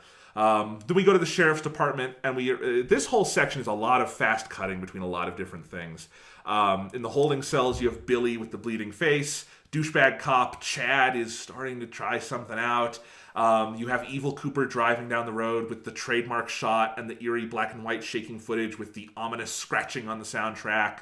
All of that stuff. At the Great Northern, Ben Horn has a call. I love how we wrap this up. He gets a call from Wyoming about Jerry, and this is the end of the Jerry story. Jerry has been arrested because he was yelling about how his binoculars killed somebody. Ben makes arrangements for Jerry to get back, and apparently Jerry was completely naked. And also, from Ben's body language, it does not sound like this is the first time. Yeah. And I love the really small detail that it's from fucking Wyoming, which like that puts into context where that Dick Horn scene happened from last episode, because we didn't have like a specific like location card for that one. And I love the idea that over the course of like us checking in on Jerry Horn every couple of episodes, he somehow went from fucking Washington State to motherfucking Wyoming. Like that's a distance, man. That man traveled. Marijuana is a powerful thing. People talk about like, oh, there were unresolved plots, but like the Jerry Horn thing, like started in episode 1, continued to now, and it did get a resolution, which is that he went on this weird journey. He was witness to a lot of things. We were witness to a lot of things with him, and here it is wrapped up. And it seems like, as a preview for things to come, this is all part of a cycle. Jerry has done this before. Ben has done this before, and they will almost certainly do it again. I love it. Yeah. All right, back to kind of this all these things going back together. Evil Coop goes onto the side of the road, and he goes to that place near Jack Rabbit's palace that the sheriff's department people went a few episodes back. And so he's approaching that. There's this little pool of liquid that we saw before but didn't learn anything about, and there's that little tree that's like dead next to it. And he approaches it. There's all this, weird imagery. The static sputters. He goes back and forth. The frame jitters. And then we get the portal, and he disappears. And then we get one of the weirdest images in Twin Peaks, which is we're in the theater from part 8. Yep. Remember this, Sean? Yes, the Fireman's Theater. The Fireman's Theater. And Briggs's head, Colonel Major Briggs's head, is floating disembodied. Like it was in episode 3 in the weird wherever Cooper was, and it's like floating in the background. Yes. And in a little like caged box, Evil Cooper's head is also floating. On the screen are the trees that we were just in, and then a shot of the Palmer house. The fireman is there, the giant, in this really like askew shot, and he moves his hand, and there's this intense whoosh, and then the images advance. Yeah, and it's the world's biggest, most elaborate iPhone, basically. Pretty much. The image moves and blurs. We get more foliage, and then we're in another room with all these bells, like more of like the teapot things. We don't get any more of that. Yeah. There's this one shot of like this room with like an endless, like a factory line of those like teapot bells. And then Cooper's head disappears from the floating box. The box approaches the screen and the gold pipe system. And it's sucked up like Laura was in episode 8.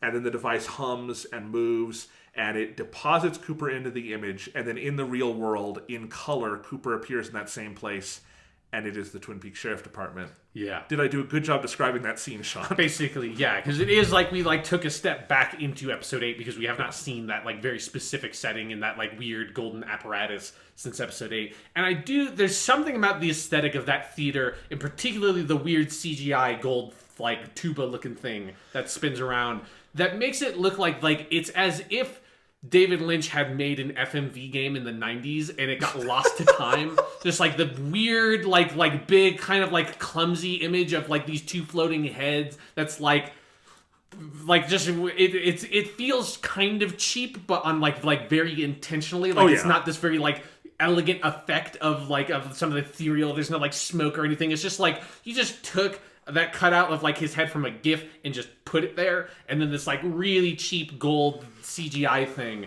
and it really has, I don't know what it is, but it has this very 90s FMV game aesthetic to me, just like executed at an insanely high like aesthetic level. It's fucking fascinating. Yeah. And yeah, I mean, we know they can do better effects. They've done them in, or more polished effects. We've seen that in other episodes, like throughout Part 8. In this episode later on, the stuff with the recreations of Firewalk with Me, I mean, that's pretty impressive stuff. So yeah, it's very much a choice. But the biggest challenge in note-taking Twin Peaks is describing this stuff. But it is a good way to like build those muscles of like descriptive language use. Anyway, so yeah, he appears there. Now we get a lot of these fast cuts where it just describes some of the things that happen. The woman in the cell kind of wakes up and is terrified. Cooper is at the sheriff's department and says, "What is this?" Begins walking, and Andy is there getting, a picnic basket out of his car, which makes me want the Yogi Bear reboot with Andy. Yeah. What have I got in my picnic basket? And we're a lot of fast cuts. We're inside the woman, and her freak out is intensifying. Billy passes out. The dirty cop Chad is getting something out of his shoe. Andy is telling Cooper that everyone's going to be so happy to see him. Cooper is playing along as well as evil Cooper can. He still seems very scary to me. But, it's Andy's friend. He hasn't seen him in forever. It's been a long time. He could have grown that hair out. Yep. Cooper comes in. Lucy is super happy to see him. And then Andy introduces him to Truman. Frank Truman.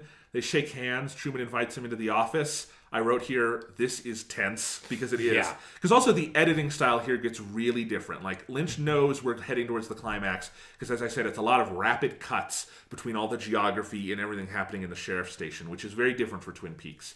So that's interesting. As Andy and Lucy stand there after Frank and Cooper leave, Andy seems to have this realization, and we cut to his vision from the White Lodge of him having to help Lucy down the hall. Yeah. So he is like awakening to something here that he needs to do. Meanwhile, Chad is using the key to get out of his cell. He escapes and gets a gun and bullets. And in Truman's office, Andy gets Cooper a seat, and then Frank offers him a cup of coffee, and Cooper denies it, which I just wanted to scream at the TV. That's how you know it's not him.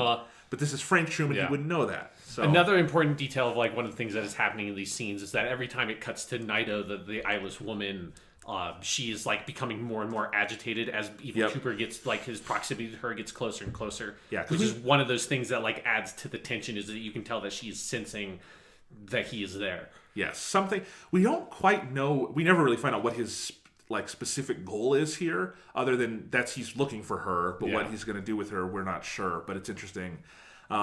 This little standoff between Robert Forster and Kyle MacLachlan here is so good, where Frank leans back in his chair and says, "Cooper." Then he smacks his lips and says, "Cooper."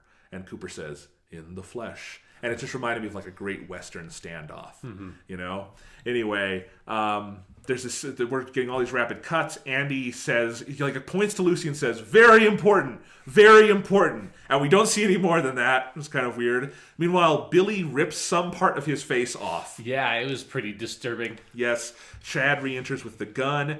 Andy comes in looking for Hawk, and Chad gets him at gunpoint.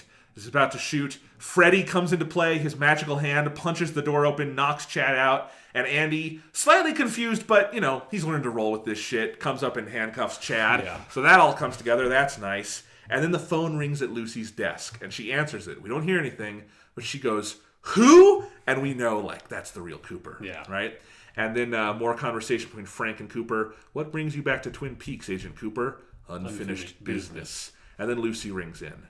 And Truman answers, and hears that it's Coop, and he realizes something is going on here. And just as he does, Cooper also realizes, shoots first, but misses. Asterisk, we'll get back to that. Yeah. Because Lucy shoots Cooper in the back. Yeah. So Lucy comes in, gun-toting, shoots... Yeah, with like a gigantic revolver. Yes. It's like almost like comically huge, like for her frame. Yes. And caps Evil Cooper in the back, and Evil Cooper is for the moment vanquished. But so going back to he misses. Mm-hmm. Do you remember what they do there? Where the bullet goes through Frank's hat, but like the hat does like a Red Room animation where like it goes up and down like it's a Photoshop thing. I don't really know how to read that. It's very bizarre. Because when they cut back to him, there's not a hole in the hat or anything like that. Yeah. No, so it feels like Lucy got to him at a point where like his spiritual weird evil power got like drained for a second, and that stopped his real world gun. Sure. I don't know. It's an effect. It's a thing. And then this is so great. I think this one's dead, Agent Cooper, Frank says on the phone. And Cooper, now we get some cuts to him. He's in the car with the Mitchums and everyone. It says, don't touch him. Stay away from the body. Andy is bringing everyone upstairs.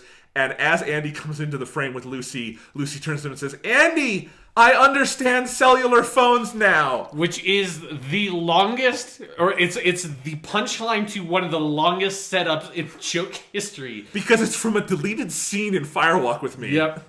Which is so great. I love it. I love that, like, either Lynch and Frost remembered the deleted scenes or, like, they rewatched them before making the new series. And they're like, I like that joke, Mark. Let's use that. Yeah. It's because that's, like, her first thing in Twin Peaks The Return is the recall of that joke. Yeah. So, fantastic. Hawk gets there, looks at Cooper in shock. What the hell? Agent Cooper said, don't touch that body. That is Agent Cooper. No, it's not. Everyone's confused. James is tearing up because we all would, let's be honest. And he goes out in the hall, and then the room darkens, and the dirty bearded men come in to revive Cooper. Basically the same ritual from episode 8. There's the blinking lights, the smoke rising, the strange music. But now we have all these witnesses. And I love the way Robert Forster plays this whole scene. Mm-hmm. Because he's sitting at his desk the whole time. He never gets up. He did not have to stand for this sequence. And he's looking at everything with like, I don't know, he's seeing like two dogs fucking out the window. Like, just like something slightly weird is going on outside, but not this weird. And I would love to have been in the room. What was David Lynch's direction to all-time great character actor Robert Forster? Yeah. Because it's perfect. Like, that's the other thing. Like, it feels in character that when people come in contact with these strange otherworldly dimensions, they only react so much on Twin Peaks, you know? But it's all perfect. Anyway, all very weird. And then Cooper's car roars in. Basically a big action movie sequence where it roars in. He rushes into the station, comes into the frame. Andy, where is he? He's disturbed but not surprised to see that they're like the dirty bearded men are washing blood all over the doppelganger's face. Cooper hesitates. He's waiting for something. And then after the dirty men leave, Evil Cooper's stomach opens and this giant black ball bursts out and whooshes into the air. And there's these strange shots of the room refracting on itself as the ball, which has Killer Bob's face in it, floats in the air, comes towards the real Cooper. And then Freddy, the green hand, comes in to confront it. Are you Freddy? Cooper asks. That's right. And this is my destiny. And then the ball moves to Freddy, and the only way to describe this is that he has a fist fight with the embodiment of all evil. Yes, that is trying to maul him to death. Yes, because he keeps there's all these very strange you've got tilted shots and shaking and quick cutting and the image is bifurcating on itself and all these things. And Freddy is getting all bloodied, but he's having to punch the ball over and over. He's fighting it. The third time he finally punches it into the ground, makes a hole, and then the hole lights on fire, and then the ball rises up again, and it gets even crazier. Cooper calls for Freddy to get up. Bob does say a line, I think from the original series, catch you with my death bag. Yeah. So Frank Silva gets a little posthumous dialogue here. And then one more punch, and the ball shatters to pieces, which rise into the ceiling and disappear. Did I do it? You did it, Freddy, Cooper says in a very Cooper way. Yeah. He's very proud of Freddy. And the scene clears up. Cooper approaches his evil double, puts the ring on the double's finger, and backs away. Smoke rises out of the body, and then the body disappears slowly. And then one of the Mitchums says, that's one for the grandkids. This is the Mitchum brothers always here to give the understatement for the scene. So let's take a break. Yeah. Sean, that scene. Yeah. When they announced they were making 18 new hours of Twin Peaks. Did you think it would climax with a British kid we've only known for a few hours having a fist fight with the embodiment of evil? Having a fist fight with his, like, gloved Hulk hand. Yes. Like, very specifically. No, I did not. I must admit, somehow I didn't see that one coming. It should have been obvious. I think they very much set it up. I mean, that was like episode 4 of Twin Peaks season 1. I think was very clearly setting this up. But somehow I didn't catch it. It works. That's all I can say. It's nuts. Here's the thing. I saw one critic who I respect, but I have not. I think his writing on Twin Peaks has been very shallow this season. I won't name anyone's names, and saying, like, in any other show we would just say that's a terrible thing, that you introduce a character a few hours before the end and then they defeat the bad guy. And to me, it's like, Lynch wants you to ask that question. Yeah. And because that's the point, is that it's like, if you think Lynch and Frost are unaware that that's a convenient way to wrap things up, I don't think you've really been paying attention. Do you know what I mean? Yeah. Like, it is so self-aware that we meet Freddy, episode 13, 14, something like that, and then a few episodes later, like, he is put in the exact right position, that he is there at the time. And the thing is, you can't just isolate that, because everything here comes together so perfectly, right? Yeah. Like, Dougie gets out of his coma at the exact right moment, and everything is in place for Cooper to get to Twin Peaks the moment he needs to. And right after this scene, Gordon Cole and Tammy and Albert get there the moment they need to. And everything has been put in place for all the, Nido has been locked up in that cell so that she is there when Cooper arrives so she can, become Diane again. Spoilers. Yeah. But, like, all of this stuff is there together, and when I talk about, I think the meta-narrative is important to consider, the whole idea that this is a very self-consciously convenient ending, that's operating on a couple different levels to me. One of which is that Twin Peaks The Return has been a really highly structured narrative. Like, it has introduced a lot of dominoes, and it has generally knocked every one of them down in one way or another. It is constantly following up on things in a very dense novelistic structure. And I think the closer we get to the end, this is a thought I often had of, like, are they, like, earnestly 100% doing a novelistic structure, or are they doing a weird, sly commentary on it? And by the time you get here, I think they're doing a weird, sly commentary, especially because from here on out, the point is going to be to start making you question how much of an ending this was, and how much of a climax this was, and that, no, of course it's not that clean. You can't get a weird British kid with a green glove on his hand to punch trauma away. That's not how it works. Right. And I think, so again, this is a fantastic sequence and it's so satisfying, but I do think you're supposed to be doubling back on yourself and questioning your own satisfaction. No, is that a fair way to say all that? I absolutely agree, because it is something that, like, I like the way you put it, that, like, you can't have, like, this, like, absurd, like, kind of, like, weird superhero character almost come in out of nowhere and defeat, like he defeats Bob or whatever, but, like, that doesn't actually solve any of the issues. That doesn't solve any of the problems. Like, it sort of, like, deals with this, like, very specific narrative threat and villain, but, like, the bigger issues of trauma and abuse persist past that. Yeah, and, like, the whole thing about Freddy, I think Freddy is a great character because he is so absurd. Like, he's not just a superhero. The entire special effect is a one latex glove. Yeah, and a really good sound effect. Yeah, and that's, like, it's got to be the cheapest thing they did in all 18 episodes, you know? It's a really cheap effect and a story he sits down and tells James. In that way, we talked about storytelling earlier, where it's exposition but also storytelling and character building. And that's it. And that, from the moment you meet Freddy, this is going to be very convenient in how this all works out, and it's so ridiculous you can't take it 100% seriously. And I love that. It's an interesting part of all this. And again, I don't think you can just dismiss it. I think it demands for some level of critical engagement. Yeah.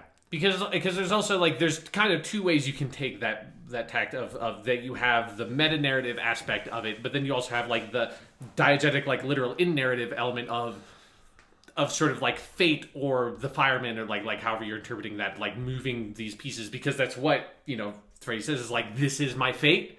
Like, this is because that's how that character has been set up, is through the most bizarre circumstances possible. He has been given this ability and put in this, like, told to go to Twin Peaks. And once he gets to Twin Peaks, he goes through an absurd series of events that nobody could predict, anticipate, or possibly set up in any earthly manner of, at the bar where James encounters like the biggest asshole in the world.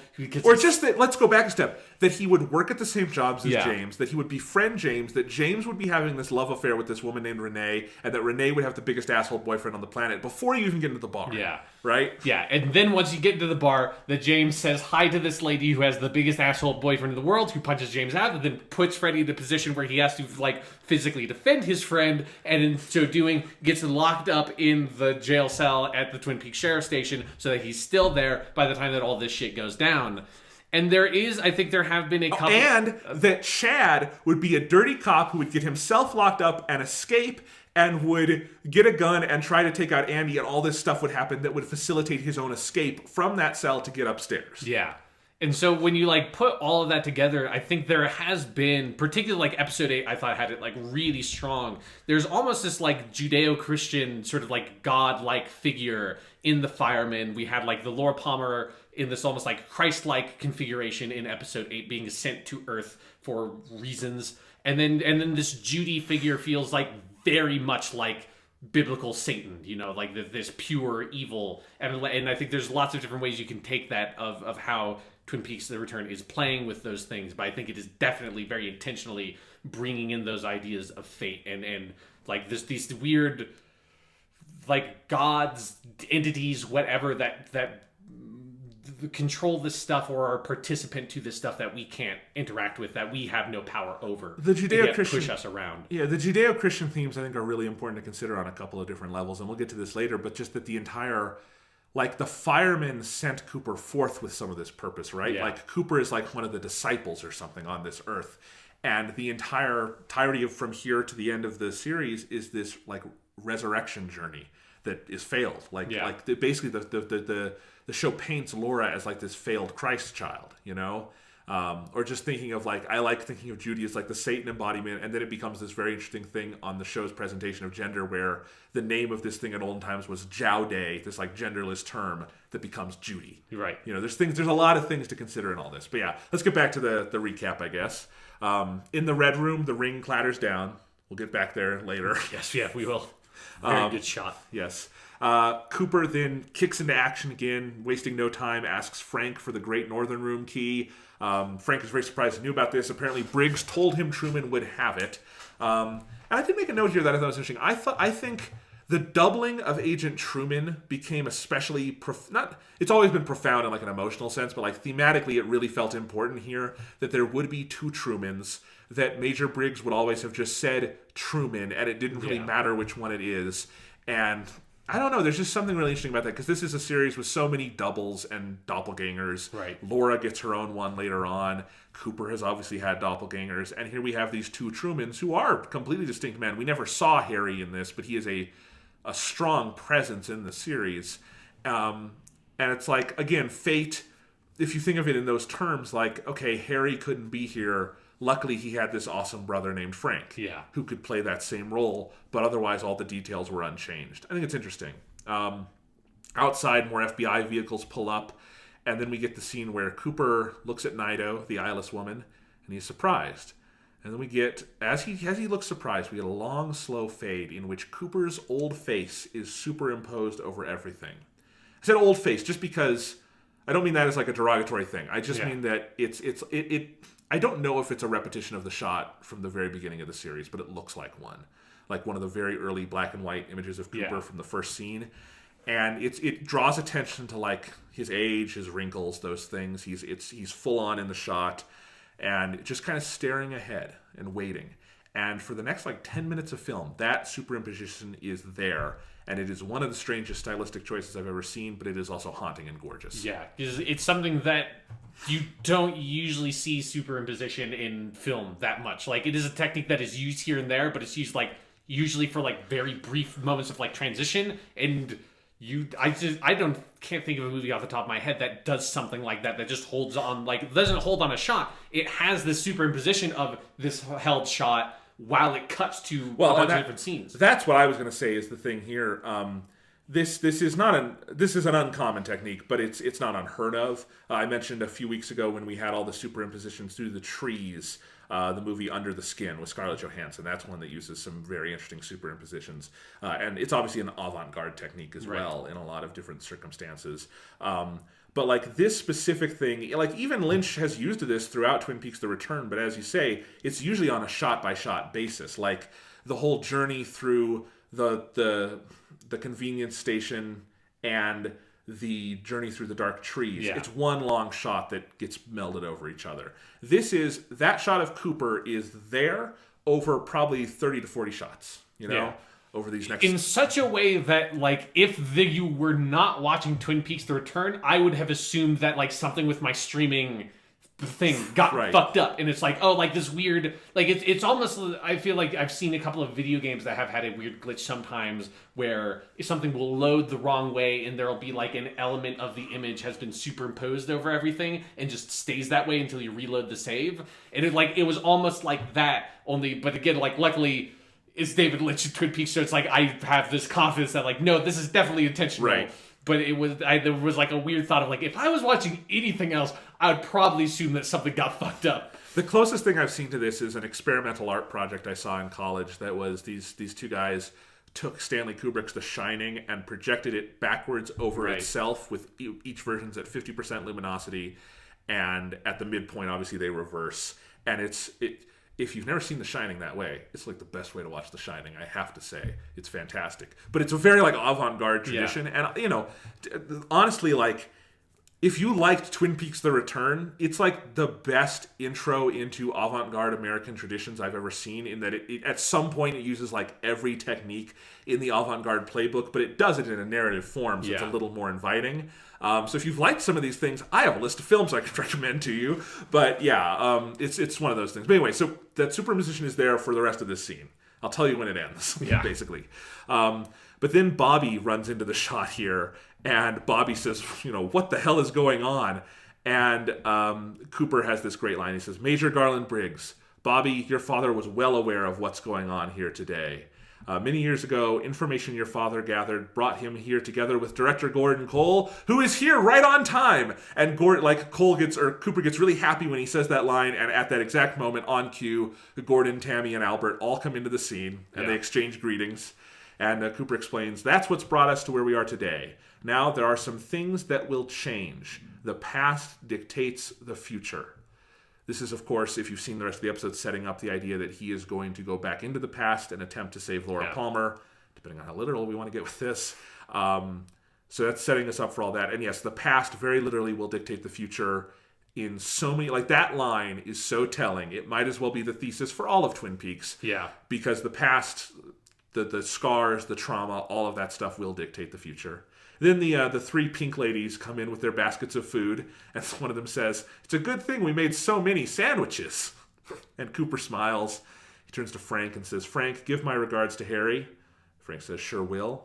And then Nido tries to run over to Cooper, and James and Freddie lead her over, and they touch hands, and then her face, in like one of those bad Photoshop effects, goes into smoke, like cracks apart, hisses, and becomes an image of the Red Room, which we fade into. And for a couple of shots here, I should say, we do not have the superimposition. Yeah. And then there's this graphic mound of red flesh and black something. It looks very much like something out of Eraserhead or one of Lynch's paintings where he like caked the paint on super high. And then we see Diane's face in there, although this is Diane with dyed red hair.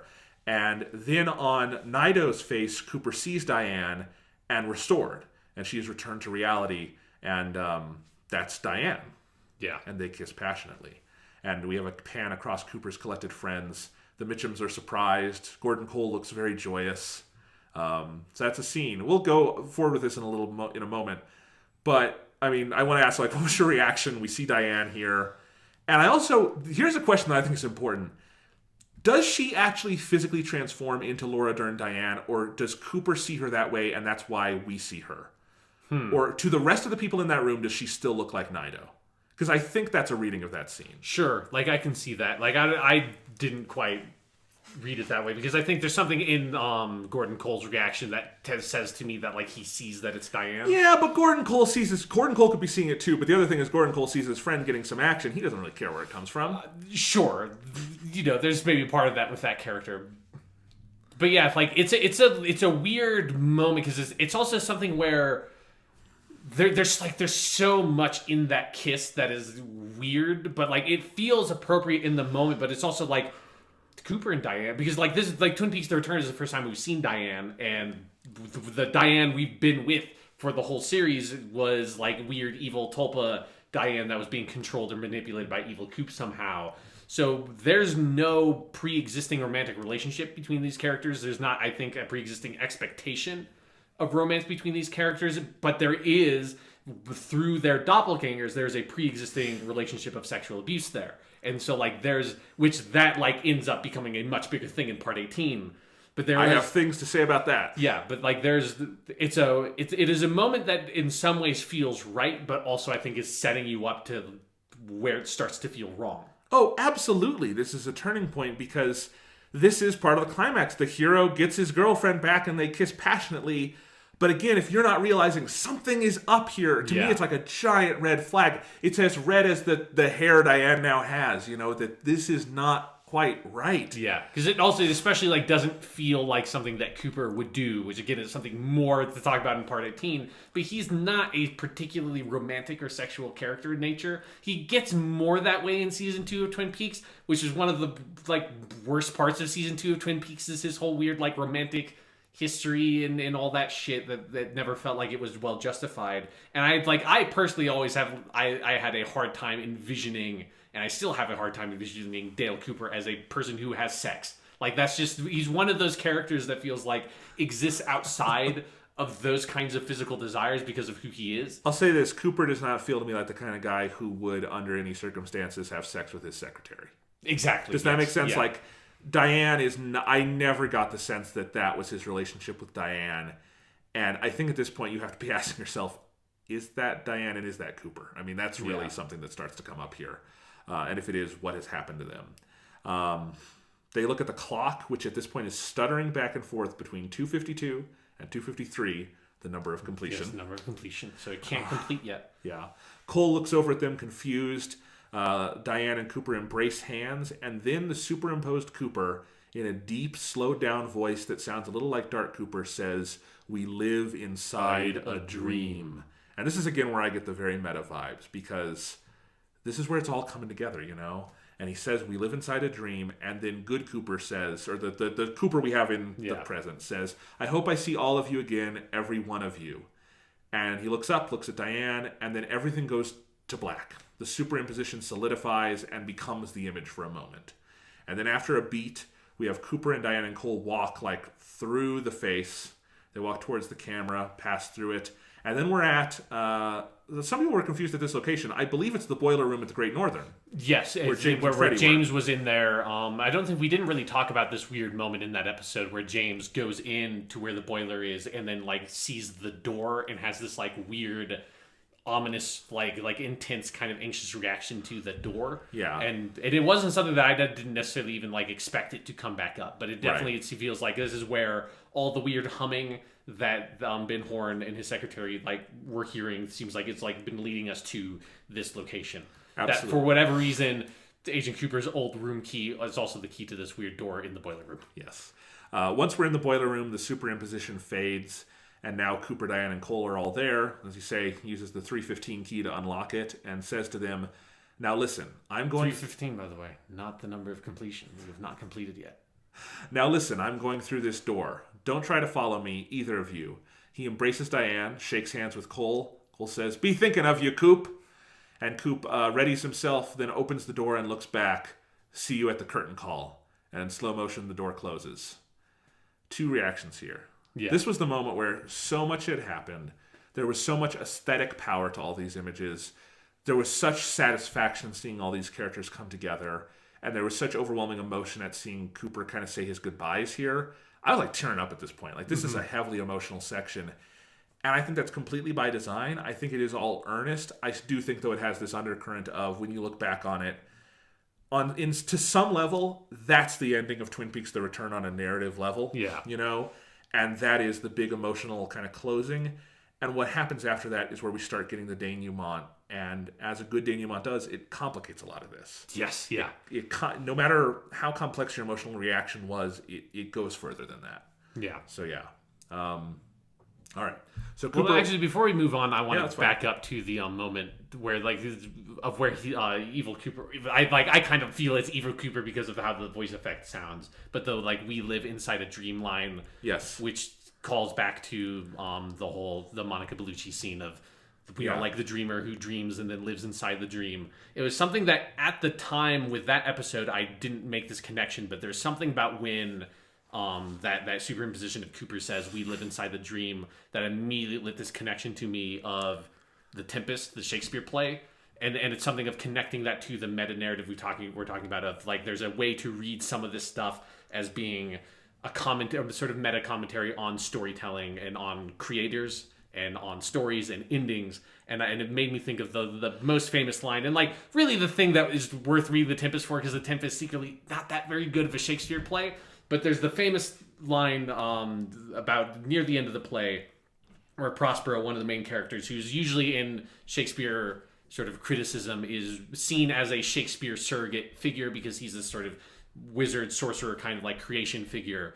And he has this line in this small speech he gives after he commands these spirits to put on a performance for these other characters that I'm just going to read here for us.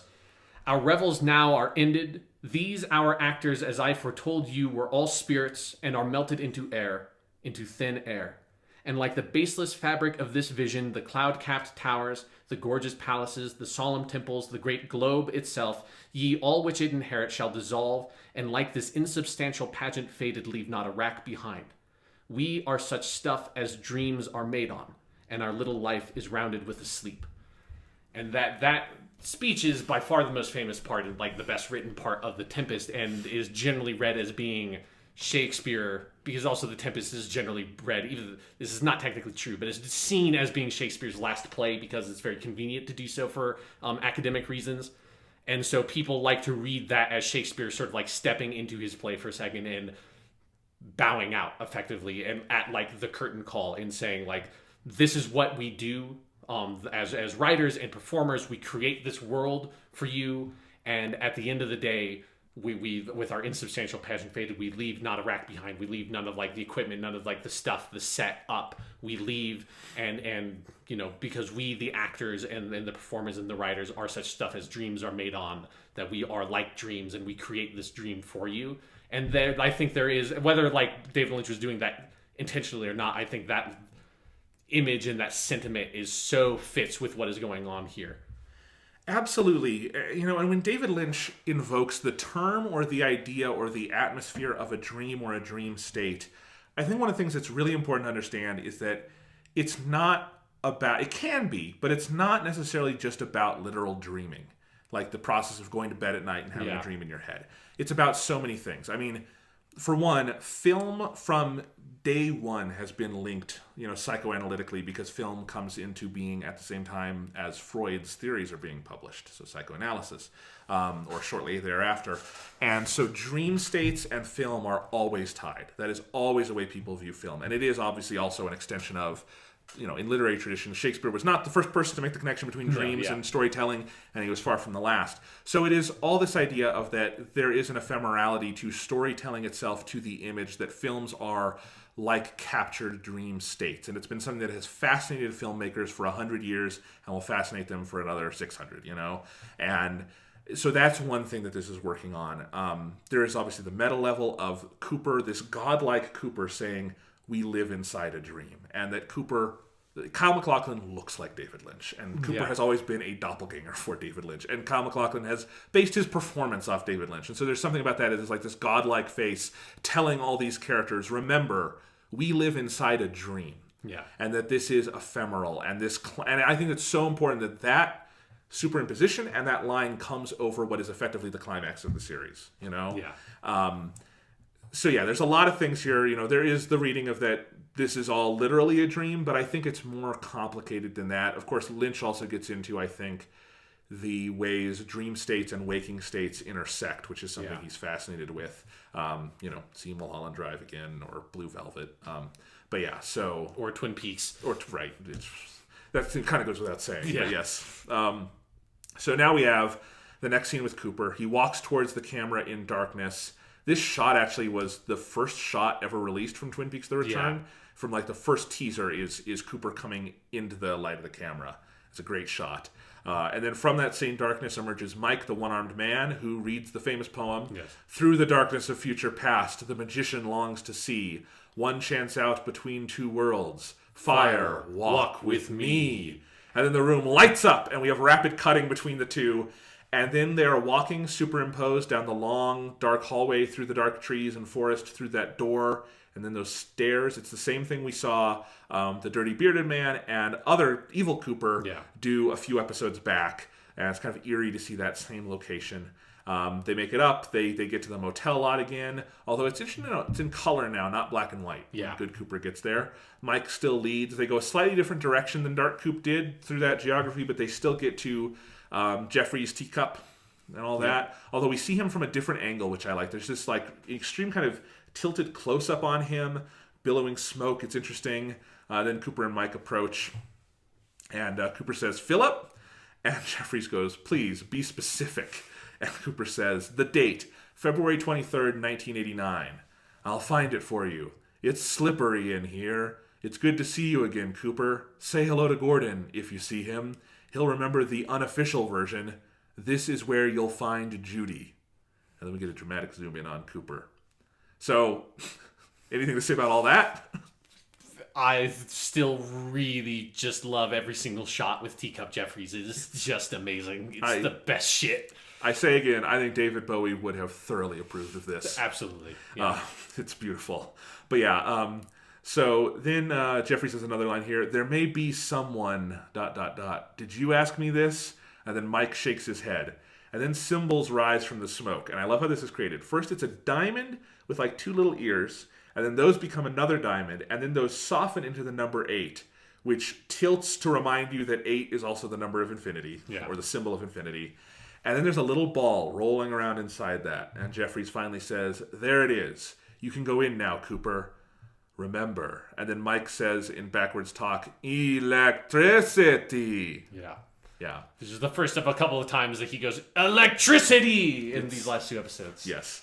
Then the sputtering and the static starts and the image freaks out. We pause on Cooper with his eyes closed, zoom in on him as the color disappears on this still frame, and then a fade to black. We'll keep going in a second. Sean, all right, so Jeffries, so much we can poke apart here, but in terms of symbolism, the number 8, also the number of infinity, this little ball rolling around inside it that we can presume maybe in some level, that's how he is finding the place for Cooper to go in time because he's going to send Cooper on this journey, right?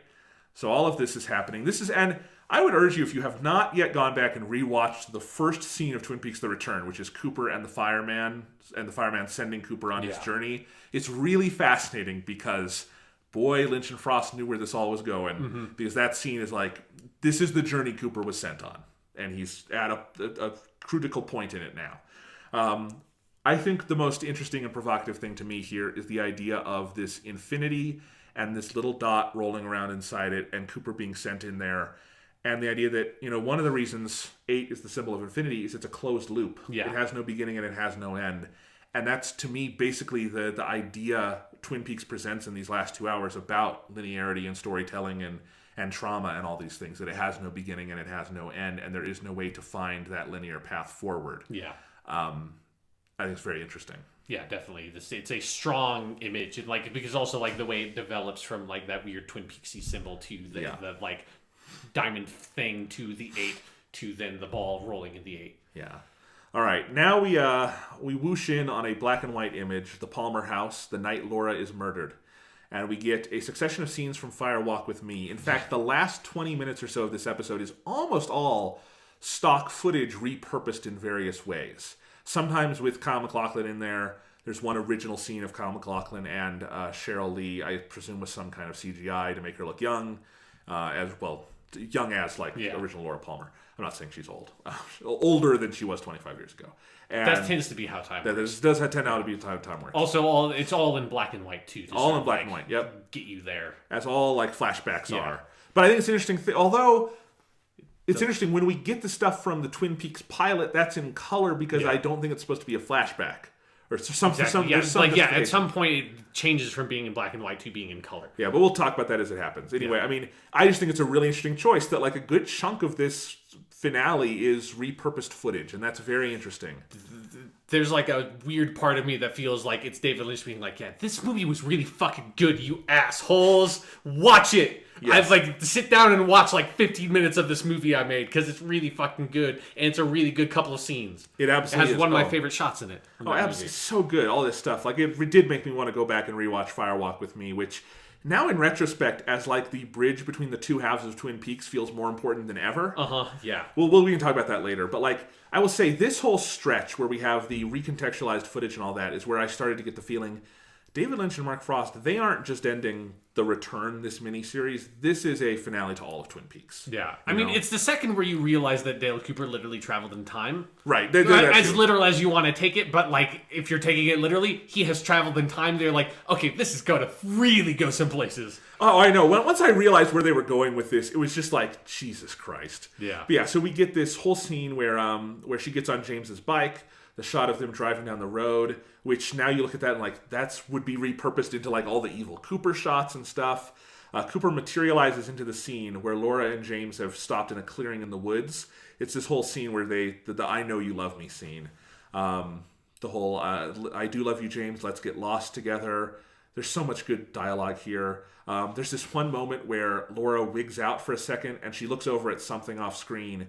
In the original movie, we don't see what she sees and she just screams. Here, that spot is where they've put Cooper. And it's like, are we supposed to read that as Cooper was always there and like in the movie that's what she screamed at?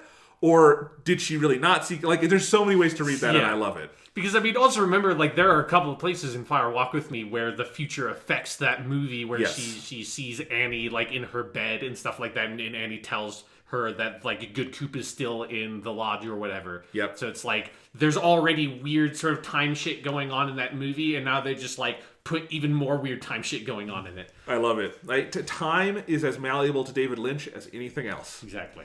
So we have the whole thing where Laura is trying to explain that Bobby killed a guy, and James says, what are you talking about? Bobby didn't kill anybody. And then they go on to something else. The whole speech, open your eyes, James, you don't even know me. There are things about me, even Donna doesn't know me. Your Laura disappeared. It's just me now. Which to me is like, that's the most iconic line from that movie. Also reminded me, Donna was neither seen nor referenced in The Return. Which to me just says she went on and had a healthy life. Yeah, like that is like one of the characters that it makes perfect sense that she has nothing to do with any of this anymore, because she seems like the kind of person that would have gotten the fuck out of Twin Peaks as soon as possible. That's what I believe, yes. And the real explanation is Lara Flynn Boyle never wanted to come back. Yeah. And I guess, I mean, they did recast her for Fire Walk With Me, and maybe, Lynch felt he didn't want to use that actress again or something. But either way, narratively was not important. So then we continue on to the next scene where James is driving Laura home. This is the scene where Laura gets off the bike and shouts, I love you, James! And part of what to me is so eerie about all this is that they've taken out all the music and other sound effects. So it's that raw footage. They probably went back to like the original negatives for some of this stuff, And that line where she just screams it, but without, because that's where we get a big swell of the Angelo Badalamenti music in the film proper. And having that without the music is really eerie. Yeah. So then we have Laura going into the forest towards her fate. We have a cut to Leo and Jacques Renault drinking and waiting with the other girl, whatever her name is. I forget her name. And then Laura Palmer's theme begins, which has been used fairly sparingly throughout Twin Peaks: The Return, all things considered. And as she stumbles through the woods, Cooper is there waiting for her. And this is where, like, I would love on the Blu-ray to just have, like, an explanation of kind of how they did this, because it's not like a flawless effect or anything. Like, clearly she looks a little different than she does in the other scenes here, but it's pretty seamless that Laura comes up. I assume it's like the kind of the de-aging CGI that they've done with, like, Robert Downey Jr. in Civil War or something like that. And so it's young Laura, and she says, who are you? Do I know you? And Cooper stays silent through all this. She says, wait, I've seen you in a dream. in a dream. And then Cooper reaches out his hand, offering it to her. And she approaches slowly. This is the point in my notes where I wrote, are they doing what I think they're doing? Which, it's a big if. Yeah. And then she arrives, reaches out, takes his hand, and grasps it. And that's it. We cut to the body. Now, this is color footage from the pilot of Twin Peaks. Cut to the body wrapped in plastic. This is actually still black and white. Beginning of the series, the theme is still playing. Then we have some static crackling, and the plastic and the body disappear. Yeah. And then we cut back to Cooper and Laura, and we fade into color. This is where we fade into color, sorry. I'm doing my notes and my memory, so a lot here. So now we're in color, and Laura says, where are we going? And Cooper says, we're going home. And I actually forgot he said that. Now that I look at that line, boy, is that a loaded line. Yeah. We're going home. Leads her away. The camera pans up and fades to black. And now we cut to, and this is again color footage from the pilot of Twin Peaks. It's Josie Packard putting on her makeup. Pete and Catherine Martell are there. Pete's going fishing. It's the wrapped in plastic scene from the pilot. Yeah. But it's different because Pete walks outside and goes down to the coast, casts his rod into the water. We don't get lonesome foghorn blows. Yeah. And we don't get him discovering the body. He just goes and fishes. And then we have in the Palmer house a wailing, an atmospheric hum, a whooshing. We're in the living room, but there's no human presence. This is clearly in the present day because there's the vodka and the cigarettes and the pills, the kind of miserable Sarah Palmer. Yeah. And then finally Sarah enters the shot, grabs the homecoming picture of Laura, and in Lynchian slow-mo and stuttering with a sound repeating, she takes a bottle and stabs the picture over and over and over, breaking the glass. So much crazy sound, and then we cut to black. Yeah. Sound goes away. Back to the forest. So I love how this is cut because the one like linear thing going on here is Cooper leading Laura through the forest, and then we're traveling through time to see how this action is reverberating. Yeah. In different places. The past dictates the future, Jonathan. Yes. They approach the spot we've seen twice before with the tiny pool and the little tree near Jack Rabbit's palace that we saw in the present day scenes. And Cooper keeps looking back at Laura like he's making sure she's still there. And then the camera moves in on him. And then there's this little electrical creak. And then we pan down to his hand and she's gone. And then we hear this whoosh and the scream, Laura's scream. He looks around for her, but the woods are empty. The camera moves very slowly, little pan until it rests with a big tree in the middle, sways back the other way a little bit, and then the world spins, starts. And that is a Julie Cruz song from the original Twin Peaks. And then something red is kind of superimposed, and then we start realizing it's Julie Cruz singing in front of red curtains as this superimposition. Finally, it settles. It's a long fade, basically, long dissolve. And into just the performance. It is a new... I don't know if it's a new performance, but it's her on stage being filmed. You know, she looks older. She looks like this was shot today. Well, not today, but, you know, in this time period. And then, and the credits roll, and that's it. Should notice that in the credits of this episode, we get In Memory of Jack Nance. Yeah, because they used the stock footage for this one. Yep, and that's really good. We got a little Jack Nance thing. If you don't know, Jack Nance was one of David Lynch's best friends, and was the protagonist of Eraserhead, then went on to be in every Lynch movie until Jack Nance died in the late 90s, and was, of course, Pete Martell on the original Twin Peaks. So I'm glad... Fish in the percolator. Great guy, great actor, and I'm so glad Lynch got to do a little dedication to his friend there. Yeah. Yeah. So, I mean, Jack Nance was married to Catherine Coulson at one point. It's an interesting note. So, yeah. Sean, what did you make of the ending of this episode and all that beautiful, mind-boggling material here? Yeah, I mean, it puts you into a weird, like, headspace of just... Because it's especially, I think, one of the things that's really unsettling about it all is how quiet and Cooper is throughout all of this, that he says almost nothing. Like, he says basically, you know, we're going home. That's kind of all he says. But you're like, but you have followed him into this world and you're kind of with him, but you don't get access to what he's thinking or why he's doing what he's doing. And he's quiet in a way that's really uncharacteristic for that character. In a way that has been set up a little bit earlier in this episode of like leading up into these sequences. But this is where you're starting to get more of that sense of like, Cooper's not old, like good old Cooper necessarily. It's not like the effect we had from the previous episode where he wakes up and he knows like, I am the FBI, and it's just like, this is like Cooper somehow stepped out of old Twin Peaks, and like, he definitely looks older now, but like the essence of that character is so intact, and you're losing that here. Mm-hmm. Yeah.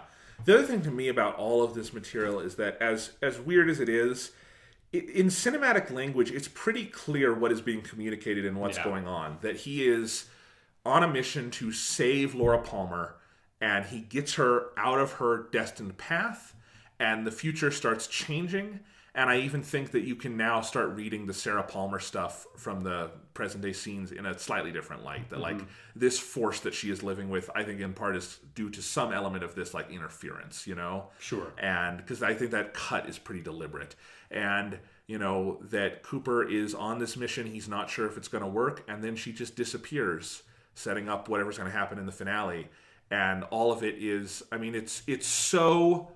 When I say like this feels like a finale to all of Twin Peaks, it's because they are going back to the original sin, the original inciting incident, the murder of Laura Palmer. You're going back as far as you can and trying to rewrite the very basic premise on which the entire show was founded. And that is such a profound and upsetting and interesting idea. And it is done with such artistry here. I just was just agape watching all of this. Because it definitely... This continues to be the case, but it goes to one of the most remarkable and I think powerful things that about Twin Peaks all along has been that Laura Palmer is not just a murder victim in the way that like that type of character is for, you know, 99% of all police procedurals. It's like, you know, it's this person who is killed and then they motivate this police investigation. And that's kind of it. And you get in like little windows into who they were and then the effect they had on the community they lived in, their family and their friends and everything. But it's not a big emphasis. And Twin Peaks was so much about discovering who this person was and like really understanding the effect that she had on the community of Twin Peaks and then the effect that her death has on that community. Because it's, you know... The first half of the pilot of Twin Peaks is just you going around to all the people in that town and seeing how the death of Laura Palmer has like ripped their lives apart before Cooper comes in and starts the like investigation proper. And so a big element of Twin Peaks, I think, is this desire to not just treat Laura Palmer like a dead body, but as an actual character and to get at her and to save her in some way. In this, and like the desire to save her is so powerful because I think it does get at a core of something that a lot of like the murder mystery genre, by like the sheer like laws of actual physical reality, cannot and like refuse to try to address, which is that the act of trying to catch a criminal and like put them in jail and all this stuff, while it is necessary and like good to like prevent future crime and as a punitive thing and all this kind of stuff, it does nothing to actually resolve or fix the crime that was committed and the sin that was committed. That does not get washed away, and the consequences of that do not get fixed. The closest I've seen another TV show get to that theme is the first season of Broadchurch. Yeah. Which I think is brilliant because it is a good, you know, procedural narrative, but its primary theme to me is that the deeper you look at this and on the hunt for justice, the more it will hurt. Yeah. And that's the entire theme of that show. It's why I was able to predict who the killer was one episode in, because it has to be the guy who will hurt the most. And that's one of the things I love about Broadchurch is that it's questioning that, you know, what does our desire for justice really mean? And you're right, Twin Peaks in a more oblique way, but still very palpable way, is about that too. Yeah, and then here it's because of the sort of weird surrealist, magical realist, whatever, like manner that Twin Peaks can approach it. It can actually like try to sort of like tackle this question and have Cooper go back in time and try to save her and see what the consequences of that are. In a way that at first I thought, like, is Part 18 just going to be like a weird It's a Wonderful Life Twin Peaks edition? And it definitely, like, there's maybe there's a slight element of that, but it does not go entirely that direction at all. No, it goes in like a much like deeper, darker direction. No, we don't go and find like Donna and Shelley and Bobby and like how their lives would have actually been ruined if Laura had lived or something. You know, like it's like all the themes we thought Twin Peaks were about. It was actually about the exact opposite. It's like no, like Laurel probably would have like it's maybe a good thing she got killed because like let's be honest, like all the shit she went through, she would have been a fucking terror on that community. No, it definitely did not go in that direction. All right, so that's part 17. Yeah. Holy crap. Part 18, Sean. You ready for this? Let's do it. Okay. One thing to say, this was our last call for the theme song, so pour one out for that. And I did note, just while I was watching that theme song go one last time, you know, you see the same names in the opening credits each time. if Dwayne Dunham, who is David Lynch's editor on this, he edited all 18 episodes of this sucker. Yeah. If he does not win the fucking editing Emmy, that will be the most ridiculous thing in the history of that organization. Because, like, for TV, that is just unheard of. One guy coming in and wrangling 18 hours of this. Yeah, I mean, it's funny because I had, like, the exact same thought because it was the last episode, it was like, oh, I'm going to actually pay attention to this again. Because it's like, you know, after the first couple of episodes, you just kind of start, like, tuning out the opening credits thing. And it was, like, reassessing. It's like, right, fuck. David Lynch directed all these episodes. David Lynch and Mark Frost wrote all these episodes. And Dwayne Dunham edited all these episodes. Yes. This is 18 fucking hours of television. That is insane. Well, that is such a monumental undertaking by all of those people. 18 finished hours of TV. For the editor, think how many raw hours that is.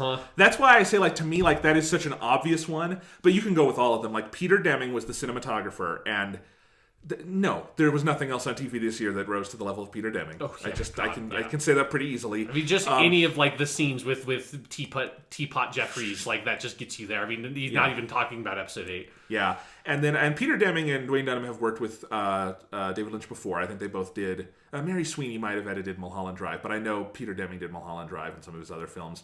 The production designer on this was new for David Lynch. It's not Jack Frost. Whatever his name is. I don't think his name is Jack. Jack Frost is a snow demon. I'm thinking of Jack Fisk. Sorry. Okay. That's Jack Fisk is the production designer. He's also the production designer for Terrence Malick. The production designer on The Return was Ruth DeJong. And also think of all the locations on this fucking show and how much the production design went into it. I just wanted to name some of the people, as you were saying, who did all 18 hours of this. It's monumental. Yeah, because, you know, like, I just went through the process of watching Breaking Bad, which was, like, you know, seasons of 12 episodes. And, like, you know, not to denigrate, like, the incredibly hard work all those people did. But it was, like, you know, there were, like, lots of directors that came to direct multiple episodes and everything. But it was, like, each episode had a different director. Right, well, and different editors, different... Like they had, like, teams of people that cycled through and worked on different episodes and everything. Breaking Bad uses a pretty small crew, actually. But it still has at least... They have 2 editors who cycle and they switch off episodes. And that's how Better Call Saul does it. They have 1 director of photography, but I do believe, like, camera operators switch between episodes and stuff. And then, obviously, each episode is a different director and writer. So you're seeing, like, a lot of different names as you're watching through that show. Which is great. That's a great way to do TV. But it just means you look at Twin Peaks and you're like, this is pretty singular, especially for 18 hours. Yeah, like, that's so much work. So, yeah, and the one that struck me, like, there's something about it, as someone who also does editing, like Dwayne Dunham, I wanted to, like, give him a round of applause because this is such a well-edited show, and wrangling that much footage into this thing is incredible. Yeah. So yeah, anyway, Part 18 begins in the Red Room with Evil Cooper's body with dead eyes on fire. Yeah, it's such a fantastic shot to open the episode with. That would be a great album cover.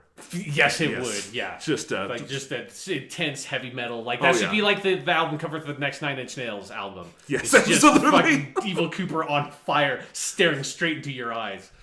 Trent Reznor, I heard you wanted to talk to me. What is it? Well, David, I know you featured my song in Twin Peaks, and that was great. But and I was wondering if in return I could use an image from your show on my next album.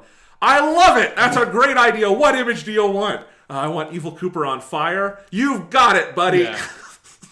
I want that. Anyway, so he's on fire. That's our last shot of Evil Cooper. Maybe talk about that later. And then on a black velvet chair, Mike places the little golden seed and the strand of Cooper's hair and says, "Electricity!"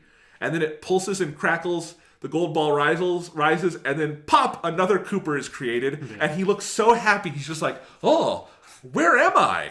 And then we have, we go back to actually the very first shot of Twin Peaks: The Return, which is the Red Room floor spinning, and then going up into the curtains. And then that cuts to the red door of the Jones house.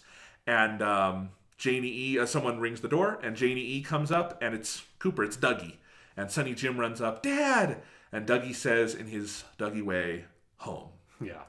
And I love it. Yeah. Because whatever else happens to all of our other characters, Dougie Jones and Janie E. and Sonny Jim got a happy ending. Yes. What we've been asking for the whole time. Yes. Yeah.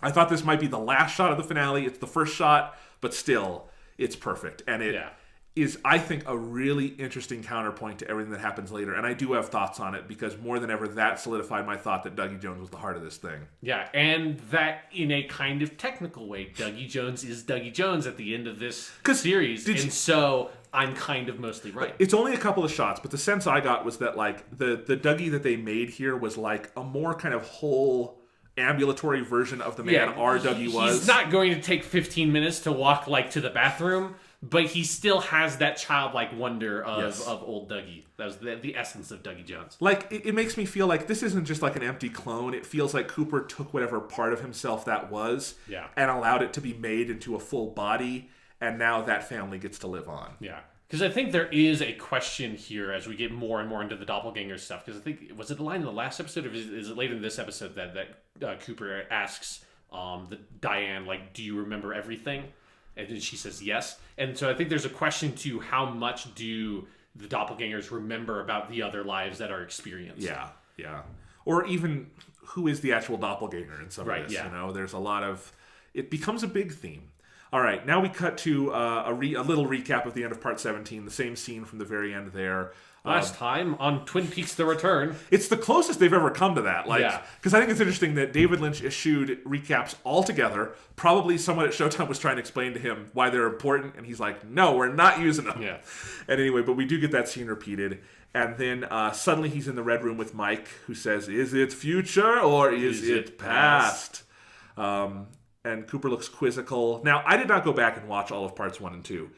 A lot of these scenes that come up, are they exact replays? I think they are. Like, I also didn't have time to go back and rewatch the beginning of that, or because I think it's also like some of it's from Part 2. Yeah, from Part 2. But yeah, I had like deja vu to that, and like because there's the scene with like Leland and stuff later that look like they're either the exact same shots or they are like directly like mimicking those shots from the beginning. I'd have to look there, and I did not have notes for the first 2 episodes, so I couldn't go back to those, but like it's felt to me like maybe there were some lines changed here and there, but the sequence of events, what happened, some things were cut out, but a lot of it was the same. Like the whole scene where he kisses Laura and she shoofs off into the air. Screams. That's not there.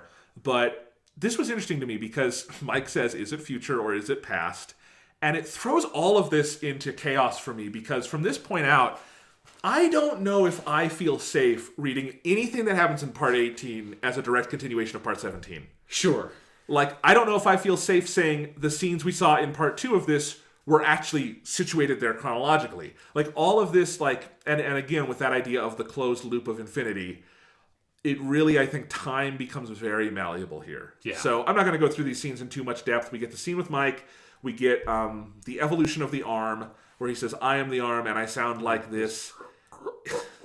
Is it the story of the little girl who lived down the lane? Is it? And then we get old Laura whispering to Cooper. He says, huh? And then the screaming again. Oh, she does shake off into the air here. We do get some. Yeah. We get some of that. We don't get all, because we don't get the kissing, I don't think, is what we didn't get. Anyway. And then we get the confrontation with Leland, who just says, find Laura. Which reminded me that, like, I think, like, it's fine how much he's in there, but I kind of wish there's more Ray Wise in the turn because he's so good. Hard. It would be hard to find a spot for him, but it's like he's so fucking good. I know. It's like god damn it! If only they could have found a way to get more of you in this. And you know what? I'm sure David Lynch agrees 100%. But it's like, what in the story would you need Ray Wise for? It's just such a tough thing, and like, because you also don't want to dilute that performance at a certain point, right? Because you do get some good Twin Peaks Fire Walk With Me Ray Wise shots in this episode as well. Yes, you do. Anyway, so find Laura.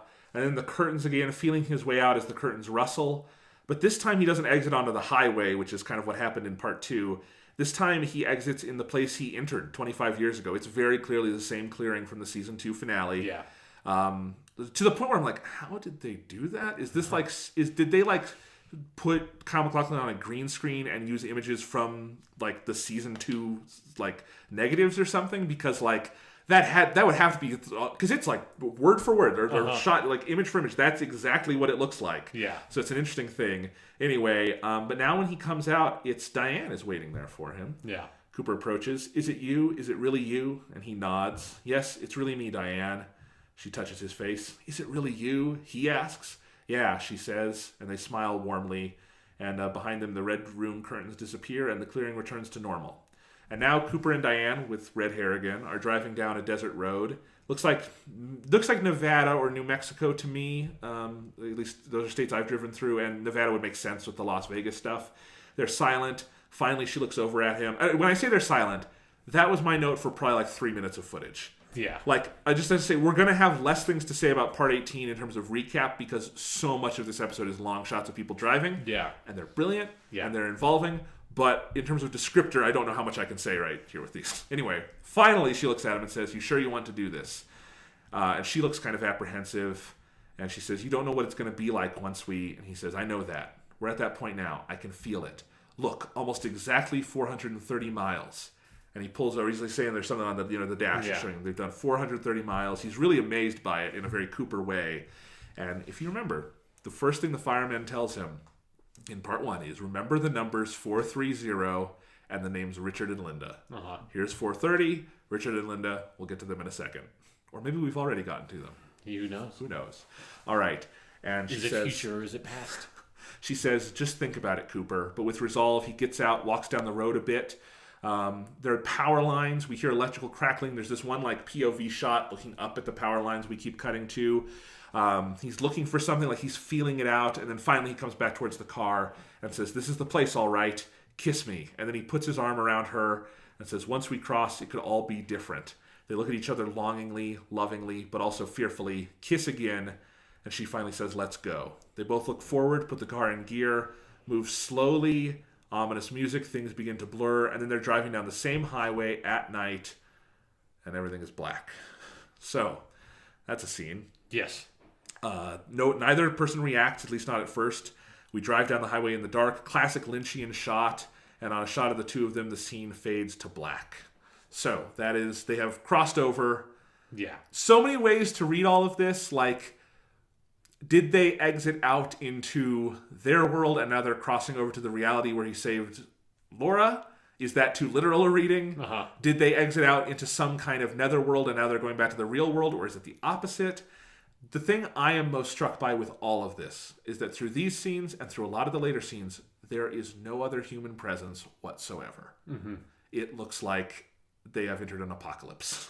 Yeah, that you're right. That there's no like random people walking around. They don't pass any other cars. Like whenever there is the presence of a human that is not Cooper, Diane, or then later, we get the sort of reincarnation of Laura Palmer. However you want to understand that character.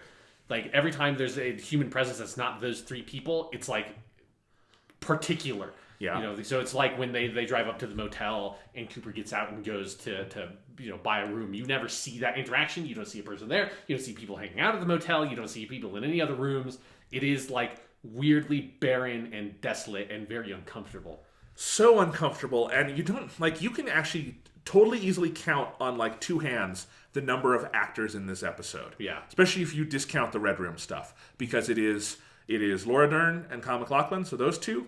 You have Laura Palmer later on. You have the woman who owns the house. We never see her husband. You have three jackasses at the diner. Yeah. And one waitress that Cooper harasses. Yeah, and there's like one cook in the background that gives him a weird look when he One cook in the background and one dead body. Do you know what number I just counted to? 10. The number of completion. Probably not a coincidence. Like, we can joke about it. That's probably completely intentional, is the weird thing. So, yes, like 10 people total. It's got by far the smallest cast crawl in the closing credits. Well, maybe Part 8, but Part 8 though does have a lot of like extras. No, and yeah, stuff. because Part 8 has more. Yeah. Yeah. Anyway, so very eerie so far. Now we get a big scene. So we fade in at the motel, as you were saying. They pull up. Cooper gets out. He walks. I think it's interesting that he walks very clearly down the row of numbered doors towards the office. Diane stays in the car looking at him. We stay with her POV for the whole time. We get this one brief shot where from behind one of the little pillars emerges another Diane. That's all we see of it. Yeah. So and the Diane in the car doesn't like really react to that. She doesn't say anything. She just kind of sees it. Yeah. Yeah. Maybe we can theorize about that later, but I don't know if I have any thoughts. Cooper walks back down the row of doors to door number 7, looks at Diane knowingly, and she finally gets out and joins him. So they go inside the motel. Diane switches on the lights. Cooper says, "Turn off the light." because, look, Lynch doesn't like that much light. It's just, it's a thing. Yeah. And she says, what do we do now? And he says, you come over here to me. And she does. They kiss. And this is where I wrote my notes. I'm starting to get the feeling something is up with all this. Yeah. And that is before the platters is My Prayer Begins, which is the song from episode 8 for the murder montage. Yeah. Which plays over their sex scene, which feels intentional. Yeah. I mean, Diane Coop do what any two people in motels do. They fuck. But here's the thing, though. His line, you come over here to me, and then his entire visage throughout the sex scene is Dark Coop. I mean, did you get the same feeling watching it? I mean, because it's definitely something where, because again, it is something that sort of like started gradually in the latter part of part 17, and then has gotten more severe in part 18 of like, Coop is weirdly sort of like taciturn. He's not like he has moments where he's a bit enthusiastic, but he's not like, the bottle of energy that he normally is, and he's not just like super optimistic and bouncing off the walls. He seems more reserved. And then, you get to this point where I think they kind of turn and highlight a character similarity between, classic Cooper and Dark Coop that I had not noticed, which is that they both command people constantly. And like that's their main way of interacting with people a lot of the time, is that Cooper is telling Harry, what to do to follow the investigation. He's telling like what, Leo, like what to do in investigation or interrogation. Like Cooper is a very commanding figure who commands people to do things for him as an FBI agent, because he's in that position of authority, and you do what he says because you believe in him and because he's this figure of, like heroism. And that's something you saw a lot when he woke up in part 16, is that he's just like immediately like telling like Bushnell, like, you do this, like Janie E, you go around, get the car, you get but and he like takes command of the situation and is commanding people to do things, and you see it as something very positive because he's a positive force. But Evil Cooper is the exact same way. Like Evil Cooper's main way of interacting people is punching them in the face, shooting them, or telling them what to do. And he just tells them what to do. And they will just do it because if you don't, he's going to punch you in the face or shoot you mainly. And so that like presence, that very authoritative, commanding presence that both those characters have, I had not made that connection until this scene where you have ostensibly, old school classic Cooper here, but he's giving those commands, but like what he is asking Diane to do and the manner, like his tone of voice and his body language is not classic Cooper. It is not positive. And I think a lot of this episode is because I don't think it's not supposed to, I personally don't read it, and I don't think you're supposed to read it as like he is actually Evil Cooper. But I think like what Cooper is for most of part 18 is like this weird middle ground and this weird blend of both those versions of that. He has both those character traits, and he's not like, aggressively evil, and he's not just murdering people, and he's, not just doing evil shit all the time, but he's also not this paragon of virtue either, and he's somewhere in between, and that's like a really uncomfortable space for that character to be in. It's the darkest and most terrifying thing about the finale to me. Yeah. And I'd theorized about this a little bit when we had the scene with Teapot Jeffries in whatever episode that was with Evil Coop, and Jeffrey says, "Is that you, Cooper?" And he like can't tell the difference. Yeah. And it was something I had kind of feared from the beginning, that either we were going to get a clear confrontation between those two, or we were going to get a set of scenes or themes where the line between them gets blurred or converges entirely, which is a really sad thing to think about because Cooper is such this paragon of virtue. We never want to think of him as imperfect. Yeah. But people are. And David Lynch isn't really interested in always making you feel good with Twin Peaks: The Return. Sometimes he is. Sometimes he very much is, like with Big Ed and Norma and Nadine and all that. But he only makes you feel good so that way it feels bad when he wants you to feel bad. And that's the thing, is that the Cooper we get here in part 18, it is some kind of convergence. It is some kind of imperfect middle ground. And to me, what that becomes and what shines this whole different light on all of The Return that makes me fascinated to watch it again, but also a little scared, is that so much of this series was about misogyny, right? Yeah. And this critical, I think, examination of all these ways, evil masculinity permeates this world, particularly against women. But the thing is, the site of that conflict is fought in some sense on the body of Kyle MacLachlan. It is fought on his face because one of them is evil and wicked and beating up. And the first thing we see him do is brutally murder a young woman. Yeah. And he rapes Diane, and he does all these terrible, terrible things, often primarily at women. And he just takes women as his own and all this stuff. And then you have good Cooper, Dale Cooper, who is like the opposite in so many ways. Is an upstanding guy, is a vision of positive masculinity. And Dougie is someone who kind of embodies some of those things too, because he's childlike and innocent, right? Yeah. But then you get this conclusion where those two Kyle MacLachlans aren't two anymore. They're one. There's only one Kyle MacLachlan in this finale, other than like the first shot of Cooper burning. And then you get Dougie, so it's sort of like you get to see the other two versions. Yeah. And to like, because Dougie is like the actual pure one, because he is like this child in so many ways. And so you get like those two images to set you up so that you see the like real Cooper, like the actual real Cooper in some ways, the one that is not this like, hyperbolic, television figure, but who feels like more like an actual person with like weird actual person shit going on. Or again, there's so little of Part 18 I want to read too literally, like because it is also like maybe it's neither of them, maybe it's just again it's almost starring Kyle MacLachlan, end of every episode. Yeah. It's not almost as much about the particulars of the character he's playing as that again this examination of the different spectrums of masculinity is being fought out on his face and on his body. Yeah. And in this episode, it's one body. And that is where you see part of the horror of all this. And this is my interpretation of the sex scene that follows, where we have the My Prayer song, recalling the dirty bearded men in this horrible murder montage. You have the sex scene where it's very long, and it's, Laura Dern is on top riding Cooper, and he has completely the dark Cooper disengaged visage on. Yeah, he's not reacting like physically or emotionally in any way to this. And she does not look like she's enjoying it. She's crying at a certain point, and she is covering up his face because she cannot physically look at it. There's a ton of ways you can read this scene, including, maybe that's not how he actually looks in the moment, but that's all she can see is one thing you can think about. Because this is the same body that raped her, even if it's not the same man. And I think David Lynch would say maybe it is the same man, you know? And to me, like what that says and what this does in terms of, again, talking about this as a denouement and a coda, is that it's all these little series of atmospherics that thematically resolve different threads from the series. And this is where that thread of misogyny and masculinity comes together for me is Kyle MacLachlan plays both the best and worst versions of masculinity on this show, very self-consciously.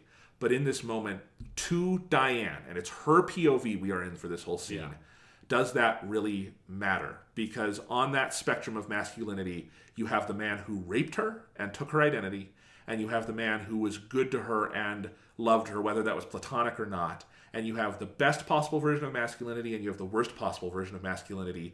And it's all there for her on this one face.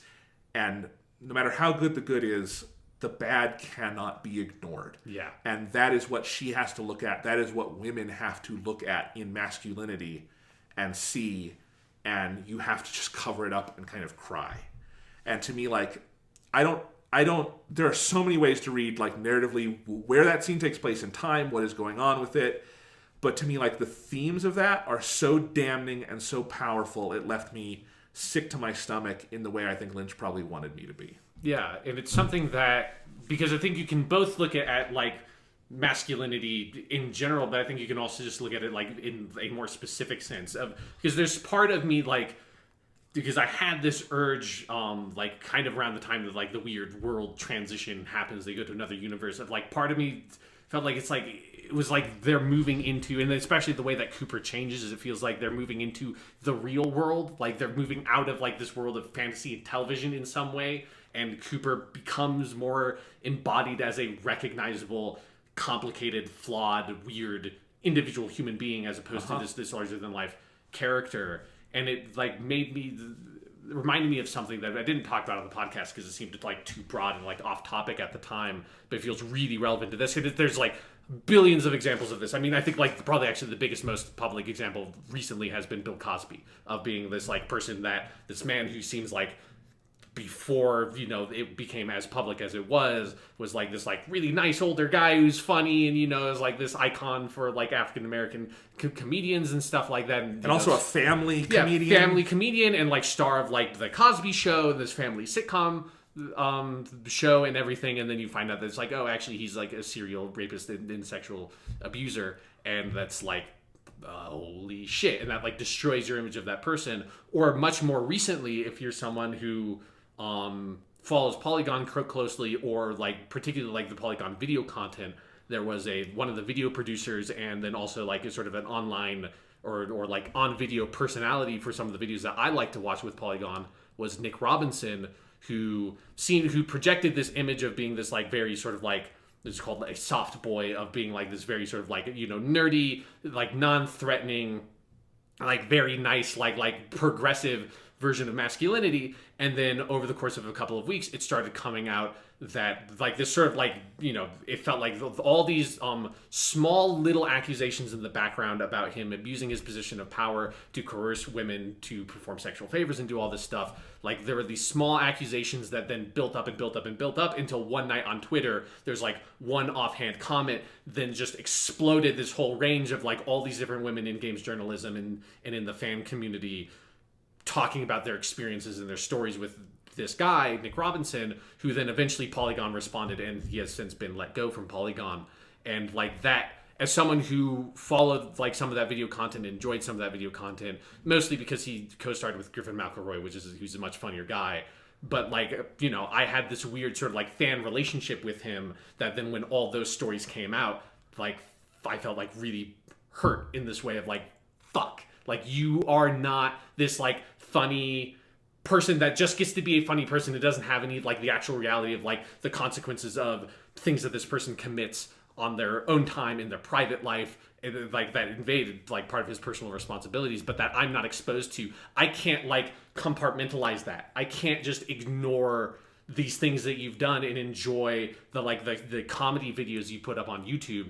I can't fucking do that. It's like that weird image of you know, like celebrity or something, of you just enjoy and consume what this person produces, or like who this person is as they project it into the world, which like some people who are like huge fans of their content like had their whole identity wrapped up in what these people produce, and like produced fan art and all this stuff, and we're so wrapped up in that, and then to have that model and that vision be sullied and destroyed and become real and become something that's like, fuck, people suck. Like, people fucking suck. And, like, lots of people are not terrible, but there are more than enough that really are, that it makes it very hard to have this faith in any individual person, especially if that person has, like, you know, has committed these kinds of acts in the past. That makes it impossible that if Nick Robinson ever, like, 2 or 3, 5 years from now comes back up and is making more videos on the internet, I can't go back to that. Like, I can't follow that guy, even if he rescinds all that stuff and seems like he's fine.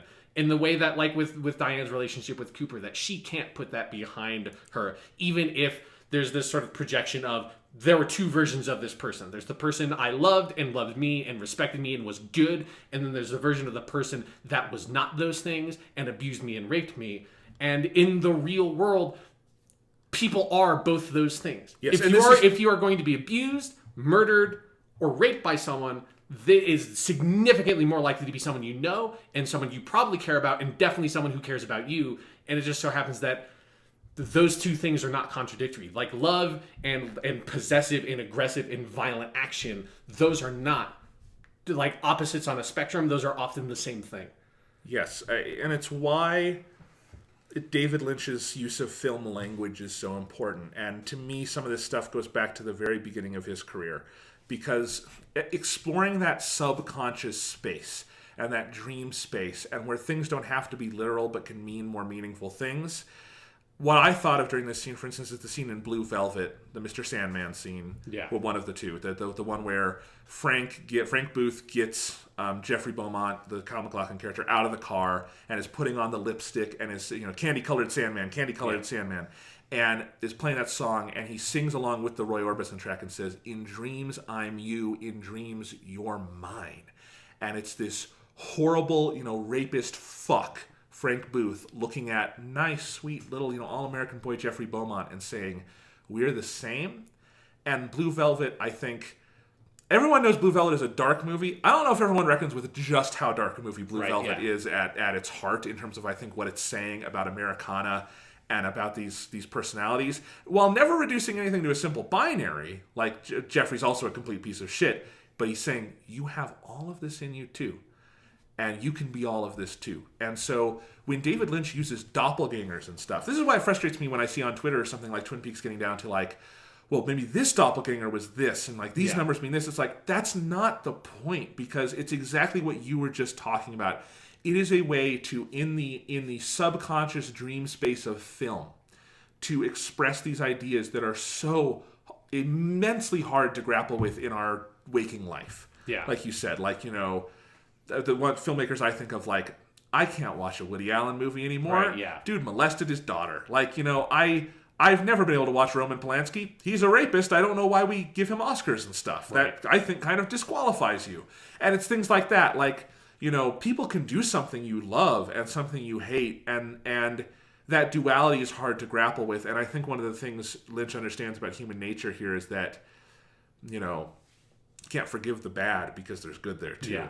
And that's so much about what this last scene is. And I mean, it really goes back to the heart of Twin Peaks, because it's one of the, especially with Fire Walk with Me, it's like one of the core elements of this whole series is that, you know, Leland Palmer is both those things. Like, he is the loving father, and he is also, you know, the incestuous abuser. Like, he's like in the guise of Bob. Like, they use, like, it's particularly, like, really effectively in Fire Walk with Me, they use Bob as that sort of, like, you know, again, dissociative figure of that, like, you put this off on this other image. But in the scene in Fire Walk with Me where Laura Palmer is raped, those two, like, Bob and Leland Palmer, are the same figure, and they are interchangeable. Mm-hmm. And, like, those two things can and do exist in the same people. Yeah.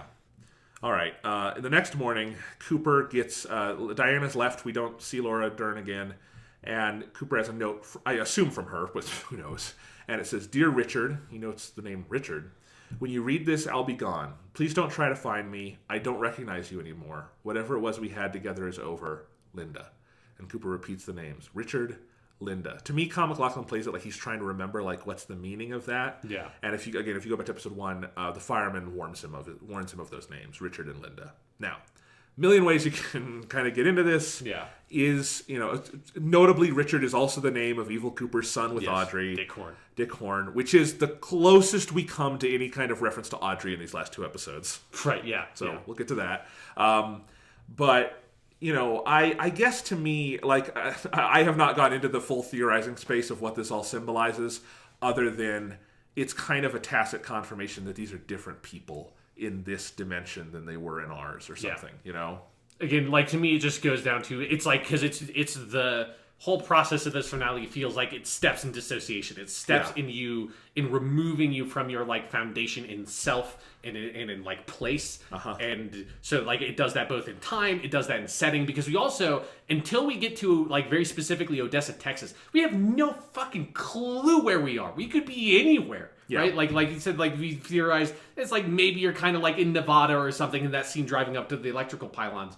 It's like just based on the sort of location, the visual of it. But then once you're into, like, this motel area, it's like, where the fuck are they? I have no idea. Well, and really, where the fuck are we? Because the next scene is he exits the motel, but it's not the one we saw in the previous exactly. scene. It's a different motel, because the first one is, like, this 1-story motel, and this next one is, like, 2 stories. So it's very, like, clearly not the same motel. It's flagrantly, like, throwing continuity away. Yeah. And so, then having also removing the names, which is going to be a thing, a recurring thing once we see Laura Palmer's reincarnation, or whatever you want to see it as, like you are removed from that sense of self as well. You lose the sort of, like, label by which you can identify who these people are, and so we don't know, is this Cooper? Is this Evil Cooper? Is this Dougie? Is this Richard? Like, who knows who these people are anymore? Yes, absolutely. So now he's in a completely different motel. It reminded me a little bit of the apartment complex in part 1 where Major Briggs's body is found. Yeah. I'd have to look to see if it's the same set. Wouldn't surprise me. Because also the first motel reminded me a lot of where Evil Cooper went in and killed the one lady. Like, that scene. And so, where he gets his, like, crazy briefcase with his little tiny, like, Surface tablet in there. Right. Goes to his car, looks back. He seems confused by all of this, too. It's a different car this time. It's like an FBI mobile. Yeah. It's like, it's all black. That's what they call them, FBI mobiles. Well, I don't know. FBI town car? What? It's an FBI car. All right. Anyway, he drives off. I noted there were lots of clouds on the horizon. Still no human presence. Now we're in Odessa, Texas. He sees a diner that says "Eat at Judy's" and gets a sense like maybe I should go here. And I should note, like, all the Judy stuff. He's going to go find Judy, and that never becomes like concrete in this last episode, which I think is fascinating. I mean, nobody says the word Judy at all. Like, all you see is that sign is the only direct reference to it. Yeah. So I'll just describe this scene really quick. I mean, this is the scene where Cooper comes in. There's a waitress named Christy. That's in the captions. I don't think we learned that elsewhere. Serves him coffee. Cooper is asking about another waitress that works here. It's just like, there is something, as someone who is like, I've not been a waiter, but as someone who's like worked in service positions as like cashiers and stuff, there was something I had this visceral reaction to when he asked, is there another waitress here? And like, obviously the interpretation for the waitress is like, oh, this guy doesn't want me serving him. Fuck you, asshole. I had like this really visceral response to that. Yeah. Which I think is important and intended. Yes. There's these three like cowboys, is how I described them, in another booth. They start harassing Christy. Cooper shouts to leave her alone. The cowboys come over to him, and one of them pulls a gun. Cooper grabs it, kicks the guy in the balls, shoots another in the foot, puts the gun on the third guy, and says, "Put your gun on the ground." "I don't have a gun." "Put your gun on the ground." He does.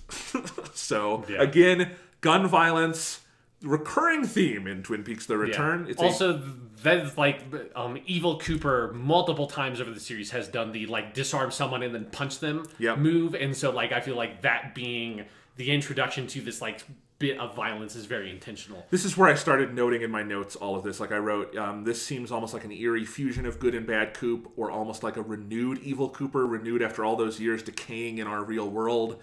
Again, and I've seen some people read it that way. Again, I like the kind of fusion angle, that this is a different, maybe, character entirely. So, gets their guns. One thing I will say, like, he never approaches a denouement moment about the gun violence, or the closest I think you get is with the Mitchum brothers saying, like, people are strung out, man, you know, or whatever that people line is. People are really stressed out these days. People are really stressed out these days. But, like, its presentation of guns as crucial to Americana as coffee and apple pie is not a mistake. No, yeah. It is a critique. Anyway, so Cooper wanders in a circle. He's pointing the gun in all directions. Christy's freaked out, tells her, again in that commanding way, write the address on a piece of paper, write the address of the other waitress on a piece of paper. And then he moves the fries in the fryer. He's just like, where do you put this? What? Yeah. Like, where do you hang this up? Yeah, and so he hangs it up, and then he takes each of the guns agonizingly slowly and puts each in the frying oil and just boils some guns. And then the great line, "I don't know if the oil's hot enough to set off those bullets, but I'd move away." Yeah. This is like, I don't fully understand why you would have to fry. I get that, like, it destroys the gun, but it's such a, like, flagrantly dangerous fucking thing to do. It's like, dude, just like, take them with you into your car or something. You don't need to, like, this is crazy. Yeah, no, I loved all the jokes online afterwards, though, about Cooper fries guns now. Yeah. It's pretty great. Cooper pulls up to a slightly worn house. We hear some of that low atmospheric humming again. And then on a pole, like an electricity pole, we see the number 6, which was in Andy's vision, if I'm not mistaken. It was. That's interesting. And I will note, the numbers 6, 7, and 8 are all dwellings in recent episodes. Yeah. So, just want to get into your numerology. Cooper approaches and then knocks. A woman comes up apprehensively, and it is Cheryl Lee. Who is it? FBI? Did you find him? I don't know what that is about. We never learned. Yeah. And she says, "Laura?" She says, "Oh, you didn't find him. Laura. You got the wrong house, mister. You're saying you're not Laura Palmer? Laura who? No, I'm not her. What's your name?" Carrie Page. So we're meeting Carrie Page here. She tries to shut him out. Cooper tries again, says, "Your father's name was Leland. Your mother's name is Sarah." She seems kind of affected by the name Sarah. She asks what's going on and says, "It's difficult to explain. As strange as it sounds, I think you're a girl named Laura Palmer. I want to take you to your mother's home, your home at one time. It's very important." And then I love her dialogue here. "Listen, normally somebody like you comes around and I tell them to fuck off. This door would be slammed in their face. Right now, I got to get the hell out of Dodge anyway. It's a long story. So riding with the FBI just might save my ass. Where are we going? Twin Peaks, Washington. DC? No, state." A little like, that's a very good line there. So she invites him in while she prepares to leave, and in the room is a dead man, hole in the head. His stomach is blown out, very similar to Evil Coop in last episode. And this is it. We don't really get another reference to that. Yeah. Like nobody, like she doesn't say anything about it. Coop doesn't say anything about it, or Richard, whoever this person is. Yeah. It's just there is just a fucking dead body decaying there with a bullet wound in the head, with like flies buzzing around him. Two other notes here that I liked, details in the scene. One is there's a little horse on the mantle in front of a blue plate. And someone pointed this out on Twitter. There's that dream sequence in Firewalk with Me where Laura sees a horse in her house, and now she has a little sculpture on her mantelpiece. Yeah. I like that little piece of continuity. It's almost like Blade Runner-y in a way. Boy, very Blade Runner, because that horse looks so much like the unicorn. the really crude unicorn in Blade. I think they fixed that in the final edit of Blade Runner, but I remember in like the 1991 director's cut, it's just like a horse and they put like a thing on its head. Yeah. Probably hurt the horse, all that. Anyway, and then the other detail I liked here is there's a little line where he says, or the phone starts to ring and no one ever answers it. That's never explained. But she asks Cooper, Washington, is that like up north? Do I need a coat? And he says, well, take a coat if you got one. She says, all right, listen, I don't have any food here. I'll get us some food on the way. All right, let's go. It's an interesting start to the road trip. Yeah. And then, we get a long... I'm not going to describe these shot by shot or anything. We get a long series of driving scenes. And by long, I mean like 15 minutes. Yeah. And there's a part where like she gets paranoid because there's another car near them, but it just pulls around. That's the closest thing in all of this we get to other human contact. The whole world seems so devoid of life. There's this part where they pull up to a gas station, and there's a very long shot. It's a fucking amazing shot. It's amazing. I love that shot. Yeah. When I say long shot here, I don't mean it is long in duration, but I mean in terms of distance. Yeah. And it's like up on a hill almost, and then the gas station down there, there's light radiating out from the center of it. You're right. It's an amazing shot, the way it uses light. And that's kind of it. This is what we see there. But nothing really happens. There is at one point, Laura has this little monologue, and I loved it. She says, Odessa, I tried to keep a clean house, keep everything organized. It's a long way. In those days, I was too young to know any better. And just the way Cheryl Lee says that, the pauses, the photography, and most importantly, the atmosphere, which, God, David Lynch is better than anyone else at capturing the feeling of a Midwestern American road trip. Yeah, just like the long, empty, like road, especially like this, like at night, where the darkness of the because most of the frame is just completely black for huge stretches of this. But sequence. I have felt the feelings they get out of these images on my own road trips to Iowa and other places. If you've never seen David Lynch's The Straight Story, tonally it's very different than Twin Peaks. But it's all about the road. It is a story about, it's in the state of Iowa, and it is, I think, one of the best movies ever made about the American Midwest, and absolutely, I think, a thematic counterpoint to some of this stuff, because it's about the goodness in people, not just the darkness. Yeah. Which, this also has a lot of the goodness in people, just not this episode so much. Anyway, there's such a sadness to all of this, too, though, like, that basic question of, like, what if Laura had lived, and then here she is. I mean, I know she's named Carrie Page here, but the idea that, what if she had grown up and maybe she would have been just as broken and downtrodden as everyone else. Yeah. And probably because she was abused and she was broken and all these things. And it's very sad to consider. Finally, anyway, we do get to Twin Peaks. They pull past the Double R Cafe. Very few signs of life. Again, we never see a person anywhere in the town. Which Twin Peaks, having been in the return a pretty lively place. Seems, like particularly the diner. Oh, yeah. It seems very unlikely. Cooper asks if she recognizes anything. She doesn't. They finally pull off the road and put the car in park, and they look at the house. It's house 708, the Palmer house.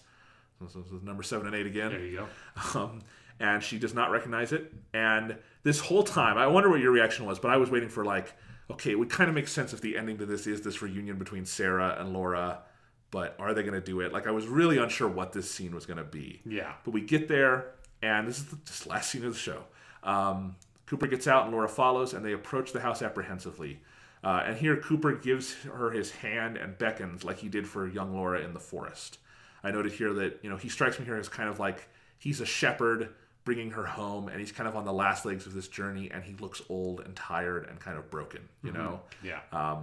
Anyway, they approach the white front door, going up the long steps. Cooper knocks. They both kind of mentally prepare themselves. No answer. Knocks again. And then finally someone comes up. It's a woman, and she says, Well, Cooper says, FBI, I'm Special Agent Dale Cooper. Is Sarah Palmer here? And she says, who? Sarah Palmer. No, there's no one here by that name. Do you know Sarah Palmer? No. Is this your house? Do you own this house, or do you rent this house? I love the dialogue here. And she says, yes, we own this house. Who did you buy it from? And then the woman whispers to, I assume, her husband, asking the name of the seller. And she says, Mrs. Chalfont. Do you happen to know who she bought it from? And I love the idea of like being woken up in the middle of the night and being asked this series of questions. She's asked again. They don't know. Cooper and Laura seem very deflated. Finally, she asks, what is your name? Alice Tremond. Okay. Sorry to bother you so late at night. That's okay. Good night. Good night. And I wrote, well, that was disappointing for everyone. And it is, because it's amazing how many opportunities Lynch and Frost build into the writing there for like, this will be the revelation. This will be the revelation. It never comes. Everyone is disappointed. Mrs. Tremond never gets anything out of it. Cooper never gets anything out of it. Laura never gets anything out of it. We never get anything out of it other than, I guess you can't go home again.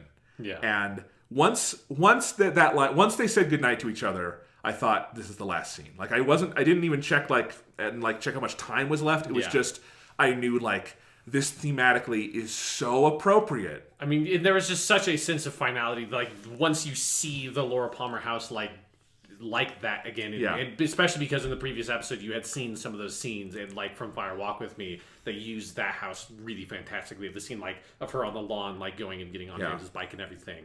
That it definitely, you have the sense of like, we are coming to a close, and then you're right. Like once you have that whole weird exchange where like Cooper seems extremely confused by everything that's going on here, and then just like decides like, okay, we're not getting anywhere. Good night. Yeah, I definitely felt it was coming, because it's so much. This is supposed to be like, this feels like the climax we're building up to. Like, oh, they took the long journey. A lot of weird things have happened, but they're finally getting home. This is where Laura will wake up and things will go back to normal. But Dougie should have taught us. That's not how Lynch rolls. Yeah. Because we had this exact setup like a billion times on Twin Peaks: The Return already. And for it to be the ending, it's very appropriate that we're not actually going to get it. Like whatever this journey was, the destination wasn't there. There is no ending. Like this is kind of how I closed my piece on the show. There is no point to the ending, and that's kind of the point of the ending, you know? Right. And I mean, there is a little more to go, but like just seeing that and that there was nothing there, it's just like, oh crap.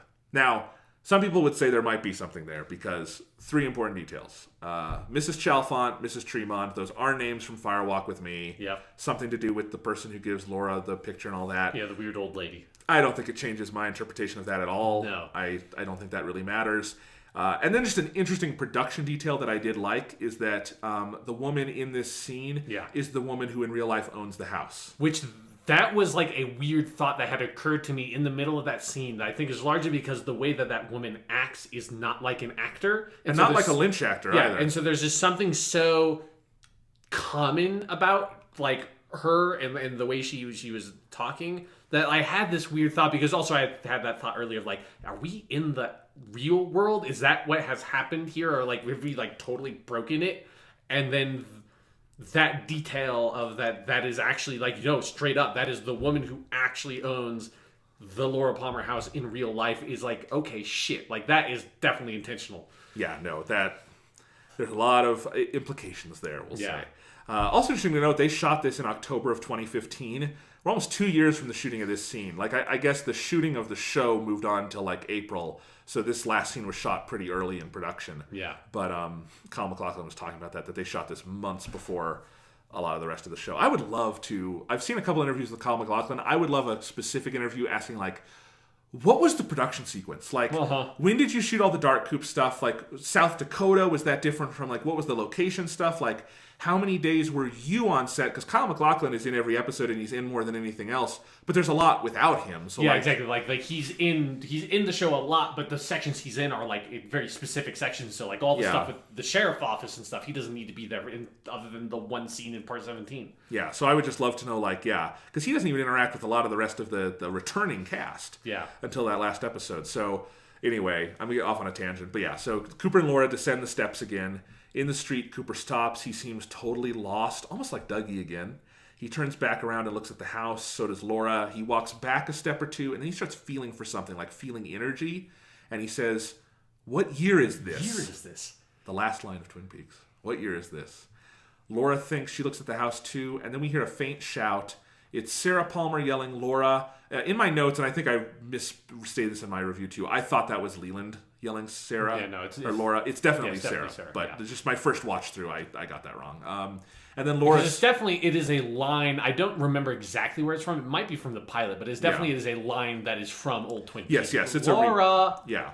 And then Laura screams the piercing scream, and I love this last, like, 1, 2, 3, lights in the house go out, the image cuts to black, and the scream echoes out and fades. Because it's like the lights in the house go out. It's also just like this, like, really intense effect with the sound effect. It's like, and the house just like, and it is the most Fire Walk With Me shit that David Lynch has done since Fire Walk With Me, is that, like, scream, cut, like, reverse shot to the house, like, just like an electric explosion, and the lights go out in the house, and then cut to black, is the exact kind of, like, horror sensibility that he had in Fire Walk With Me. It looks like existence itself blinks away. Yeah. You know, like, it's also just like that house, which is the seat of the sort of incest and the abuse of, like, that generated Twin Peaks in the first place, is such a villainous force in the show. And and especially, like, once you start getting into more of, like, in original Twin Peaks, once you kind of get the sense of, like, oh, Leland Palmer is not good here, because that's where he murders Maddie and everything. That house is such a dangerous, unsettling presence. Ending with that shot of the house, and the house being made monstrous in that moment, is actually the perfect shot to end the show with. Yeah. There is one last image, kind of. There's actually a pretty long stay on black, kind of like the Sopranos ending. And then finally, music fades in. Beautiful new Angelo Badalamenti theme. And then this shot, I think it's from episode 1, but it could be new, of Laura whispering in Cooper's ear. Yeah, it's also from part 17, where they, like, go back through the events. Yeah. And it's like very, they've turned the brightness, like, way down on it. And it's playing, it almost looks like a still, but it is moving very slowly. Cooper looks very kind of confused. The credits roll over it, and kind of one last mystery. We never heard what she whispered, what Cooper heard. Because that is the one that, like, when he hears it, he goes, huh? Yeah. Yeah. And that's it. The last thing for us to think about. And then after the credits, the image fades, and the Lynch Frost logo and the Showtime logo for this time play silently, which I think was a good choice. Yeah. And that, my friends, is Twin Peaks: The Return. Yeah. So we kind of did some talk on this ending at the top of the show. We're back around to it. We mentioned a few different readings of it, but just in, like, when people say this ending is, like, unsatisfying or, like, not structured or something, and like, it didn't, follow a certain path, to me it's like, again, the logic of ending back at the start, the place of the original sin, where the incest and the murder happened, that house, and having it go back to that primal scream, and coming back to those themes of displacement and dissociation, and what year is it, complete confusion, and that you can, like, literally, you can never go home again after these things have happened. That this whole show was about the notion of returning, and it ends on an attempt to return, and all that you can hear there is the scream. To me, it's like, that ending left me shaken. It left me sitting in the dark for like 10 minutes just thinking, but at no point did I think anything else other than they did it. That was perfect. Yeah. Because there's another component to the ending, which is, I think, like, Cooper's role in it, because this is also, I think, one of the most interesting things about Twin Peaks: The Return, is that we got Cooper back in part 16, but he's only really, like, Cooper for that episode. Like, you get little glimpses of it in part 17, but he's such a small part of the big, like, wrap-up of the Dark Cooper story and everything like that. He has a couple of lines, but he's not actually active in that. It's all, like, the other characters are the ones that are actually acting in that moment. Not acting as, like, actors, but acting as actors in the story, not as actors as the profession. That you don't, like that part 16, that was our big nostalgia Dale Cooper moment, and that was the only big nostalgia Dale Cooper moment, really. Like, that was, because as soon as he comes back in part 17, he's immediately, making out with Diane, which is not something you associate with Cooper at all. And you have this, so you start that weird displacement and dissociation of the audience with that character, but then it's only until this section of part 18 that you see that with Cooper himself, and that like a big like, I mean, that's what they kind of like said was the Showtime said was like, this is what Twin Peaks: The Return is about Dale Cooper trying to return to Twin Peaks and trying to return to that place and to that past and to. I still think it's the most apt plot summary of this show. It absolutely is, and it is like you're saying. It's something where he can't return there because it's 25 years later. Like, this isn't a week has passed. This is 25 years, and 25 years that he was gone. And so this whole story has been a very long, for like one way you can read the story is as a massive fish out of water story of this man who is like the embodiment of a certain kind of pop culture from the early 90s, who like created a whole kind of pop culture from the early 90s along with Twin Peaks, who is then removed from time for 25 years and then plopped back out from like 1991 or 1992 back into 2017 America, and he's utterly dysfunctional, and he's like literally completely dysfunctional for almost the entire series as Dougie Jones. And then when he regains his faculties as Cooper, he's effective for a brief moment when he's regained those faculties, but then he's immediately lost in that world, and literally like he transitions into this like brave new world of 2017 America where there are cowboys and diners with pistols and all this shit, and you know, you go out and sleep with some woman named Linda in a motel and have no idea where you are, what you're trying to do, and he's lost in that world, and he doesn't know how to be himself in that world, and he feels corrupted by that world and made like real by that world and by that age and by that distance and that time. And to me, that's such a huge part of this whole show, has been that effect of time, and you see it in all the returning cast members, that, you know, 25 years is a long time, and people change over 25 years, both in who they are and how they look and their situation in life, and the world around you changes in those 25 years. And it's such a stark look at that difference from, again, like the early 90s is such a different place than where we are now in terms of politics, in terms of like geography, in terms of like makeup of the country, in both like an ethnic sense and then just like a sheer population density sense is more intense than it was, like gentrification and stuff like that, which I feel like there's like a weird element of that with the way that the demographics and like population density of Twin Peaks as the town has changed. It's just, the world is a very different, and in a lot of ways, I think, like, more disturbing and kind of chaotic world to live in now, especially like in Trump's America, but even ignoring the Trump's America part of it, you know, which like, they had no idea of when they made this. Yeah, like climate change is a very like real present threat. Terrorism is a very like, this is a post 9/11 world, and terrorism is a very real and present threat. And gun violence in America, which has always been a thing, is a more present and like frightening component of this world. And just like our ability to connect with the world is so numerous through technology and through the internet that it is, I think it's hard to be salient in this world now in the way that like back in the 90s, whether that's entirely true or not, there's this cultural perception of like, it's a simpler time, it's somewhat an easier time. And for like Dale Cooper can live in the 90s, he can't live in 2017. Like, you can't be that anymore. Like, what it means to be like this like classic American like coffee and apple pie kind of guy does not mean the same thing now as it used to. I think David Lynch and Mark Frost in Twin Peaks: The Return had their finger on the emotional pulse of America so powerfully.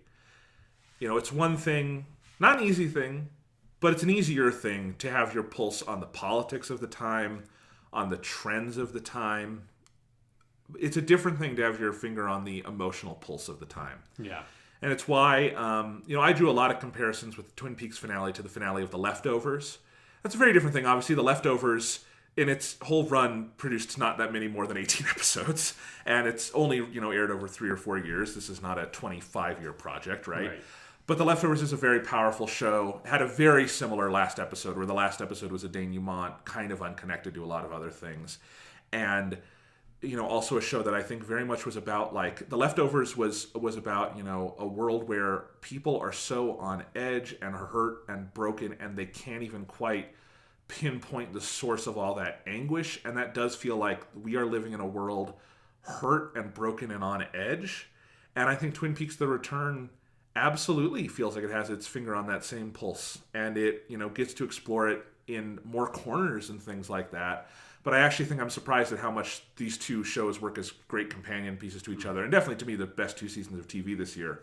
But yeah, it's the other thing that I think is a big theme here is that, you were talking about, is not just, time has displaced Dale Cooper, but time ravages, and time ravages all. And I'm going to recommend some different pieces that I read over the weekend on a great Twin Peaks writing. One of those was Matt Zollerseitz's essay on this. Yeah. And he wrote a lot about aging and how much the show was about death and aging, just that, David Lynch focused on old faces, and he had close-ups, and he wasn't afraid to show the wrinkles and the age and all that. And so much of the show was devoted to actors who were either being presented posthumously in archival footage or shot their stuff and then died well before the show could air, like Miguel Ferrer and Catherine Coulson. And there's kind of, I can't pinpoint a lot of other things like that where it captures so much of the transience of life in its own physical being, because it's not afraid to be about aging and about, mortality and all these things. Yeah. Because we have a whole slew of these shows coming back for revivals, right? We've had a bunch of this over the last few years. I absolutely loved the Gilmore Girls revival last year on Netflix. It's really good, but it's not a show that particularly gets into that 9 years have passed since the end of the original Gilmore Girls, and Rory, the Alexis Bledel character, doesn't feel like she's really 9 years older. And you can get away with that on Gilmore Girls, I think, because it's a lighthearted show. Stars Hollow is kind of like a fantasy American town. That's fine. But Twin Peaks is, I think, very rare in this series of revivals to be so much about the time that has passed. Yeah. Correct me if I'm wrong, the X-Files does it get into probably Mulder is old and sad now or something. There's little bits of that, but it's definitely, it was not the main through line of that season 10 thing. Right, because from what you told me, mostly X-Files season 10 was, let's do more X-Files. Yeah, and that's when it was best, when it's let's do more X-Files and kind of address how things have changed for these characters and how, the nature of the world does change how they approach the cases, but it is much more about let's have fun, new, weird sci-fi horror stories. When 24 came back for that thing with Kiefer Sutherland, Live Another Day, it wasn't that much later. It was 6 years later, but they didn't get to it. There were drones, but they didn't get into any of it that we should probably view Jack Bauer very differently in an Obama era than we did in the Bush era. Yeah. And they didn't really get into that. And it's fine. It was just fun, silly 24, and I can disconnect that enough that I enjoyed it.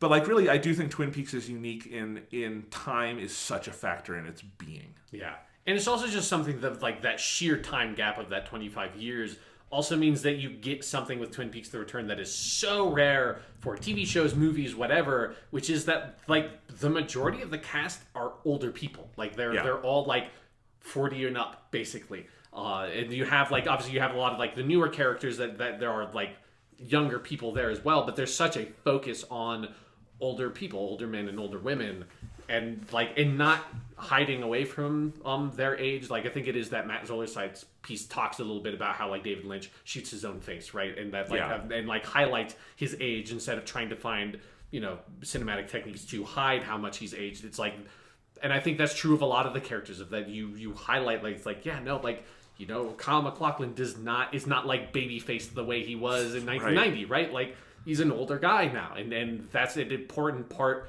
of the texture of that show, is that so many of the characters are old, and you just never see that, because obviously it's particularly for women, acting is a young person's game, because you want the youngest, most attractive people. There's whatever bullshit reasoning the producers use. But it is it's just something you so rarely see, and it's weirdly refreshing, and also I think ripe thematically to deal with those kinds of issues that lots of shows are just not equipped with. All right, so let's address a couple of little holdover things from the end of the show and then go into our final overall thoughts. Okay. Were you surprised or bothered by the fact that Audrey makes zero appearance in the last episode? I was surprised by it at first, but I'm not bothered by it. I agree, yeah. I think, I expected, because of how Part 16 ended, that it was going to be something that was continued. But I think, in retrospect, now that, knowing that it isn't, I think where we left that, we know what happened to that character, and we know where, she is, in, an emotional sense at the very least. Right. Even if, there are, weird, nitpicks about, oh, is she, technically in the Red Room, blah, blah, blah, blah, blah. But we know I mean, that is also the episode where we find out that Diane is a tulpa and that she was raped by Evil Cooper. And that's also, because that is also the episode where we are confirmed that Richard Horn is Evil Cooper's son. Yes. Like, that is, within that episode, that is all the information you need to understand what has happened to Audrey. I agree. And I wrote a little bit about this in like a little postscript to my blog post because I didn't know where else to put it. But and that's why I know it doesn't bother me, because it doesn't factor into my analysis of the ending, is that, you know, when I think back on it in reflection, like, okay, what else did I need from the Audrey story to make sense of it personally? And the answer is nothing. Yeah. Like, need. Like, would I take more Sherilyn Fenn in the role and all that? Sure. But, like, I do think it's worth that critical self-examination of, like, you know, if I'm disappointed in that, is that a me problem or is that a show problem? And to me, especially if you think of the way Twin Peaks tells stories and how it chose to resolve on this very atmospheric, emotional note, it's like, I feel like the Audrey story did fit in thematically ultimately, and I think the themes it was helping to build out on the tapestry were very heavily addressed in the last 2 episodes. So the particulars of that as a narrative, do we know all of them? No. Does it particularly matter to me? Not really. No, I mean, there are a huge number of like weird small niggling threads that like even for like more major characters, like we don't know what happened to Becky, for instance, like quite literally. Although now I feel like we're supposed to kind of assume she's the dead. worst. Yeah, she's dead. Dead. I think like especially because that last shot was that lingering shot on their trailer. Yeah, she's definitely dead. But yeah, like, but we don't like revisit that. Like, we don't revisit in these last 2 episodes every single minor character that popped up in the show. We revisit all the ones that are present at the sheriff's office, and that's kind of about it. But then also even ignoring like all those like sort of more major subplots, there's like 100 weird random stories that have happened of like, you know, we never found out what happened to like the crazy puking J horror woman in the fucking car when Bobby like had a gunshot come into the diner. Like, we never saw that. Like, we never like, you know, we don't revisit Nadine. We don't see like what happens to any of like the random like yuppie people in the Twin Peaks bar that like talk about all the crazy shit that's been going on in their lives, right? The woman scratching her armpit. Yeah, like we don't like a huge part of the feel and texture and like consistency of the show has been this weird narrative chaos of all these other side stories that we just like randomly pop in on and that are not supposed to be building to in the main big like sort of clockwork narrative. It is something that adds to the texture and the overall feel of it, that gives you the sense of the chaos and density of this like dangerous world that all these people live in, and just this like slow, compelling sense of like Armageddon approaching on the horizon. Yeah, I mean, if you're someone who watches stories because you need to follow a plot and you need to know where every plot goes, you know, word for word, just don't watch The Return. This isn't the show for you. And I saw at least, again, one critic I respect, like listing, like, here's all the things that didn't get resolved. It's like, well, one, I think every single one of those things got resolved in one form or another. Yeah. But also, like, that's not the point. Like, this is so much a show about the emotional and thematic tapestry of what's going on. And it's so clear to me how all of these little different pieces feed into that. Like, the Becky and Steven and Bobby and Shelley story. Does it get, like, the ending where, like, Bobby and Shelley realize their daughter is dead and they hold the funeral, and then Bobby recommits himself to his police work and Shelley like decides to make a change in her life and blah blah blah blah blah? No, but that was never going to happen. Yeah. That was if you watched 1 hour of this show, you knew that was never going to be the kind of storytelling there was. But do I think all the themes and ideas that storyline brought up over the course of the scenes we saw were paid off in a thematic sense? Yes, absolutely. I think they were. Mm-hmm. And same with Audrey, and the same with anything else that was quote-unquote unresolved. Yeah, because, I mean, it's something we've talked about, like, I think literally every single episode we've talked about this show is how there are... I mean, it is that, like, mosaic or tapestry style of storytelling of that, like, every single scene, every single thread, like, whether or not that thread is contributing to, like, the main image of the tapestry, it might be just, like, you know, this corner thread that's just, like this one red thread that's on the border. That's still important. Like, that's still there. It's not contributing to, like, the story of what is being told in the middle, but is giving you this larger sense of what it is. I love... I have talked so much on here about how I view this show in relation to David Lynch's painting. And Matt Zoller cites... I had not seen him make that comparison before when I was talking about those things, but I noticed in his finale review he talked about that a lot. And I was happy to see that because I was someone else talking... Because I had not seen a lot of other people... And I don't think a lot of people have seen Lynch's painting, so I get it. But he was talking about that, and he had this great analogy in his piece about like what if a painter once a day had this big 18 mosaic panel or something, and it was all taped over, and then one day at a time he would take one piece of tape off the square, and you would see one square, and then you would see another square, and by the end of all of it you would see the whole mosaic, and you would see the whole painting.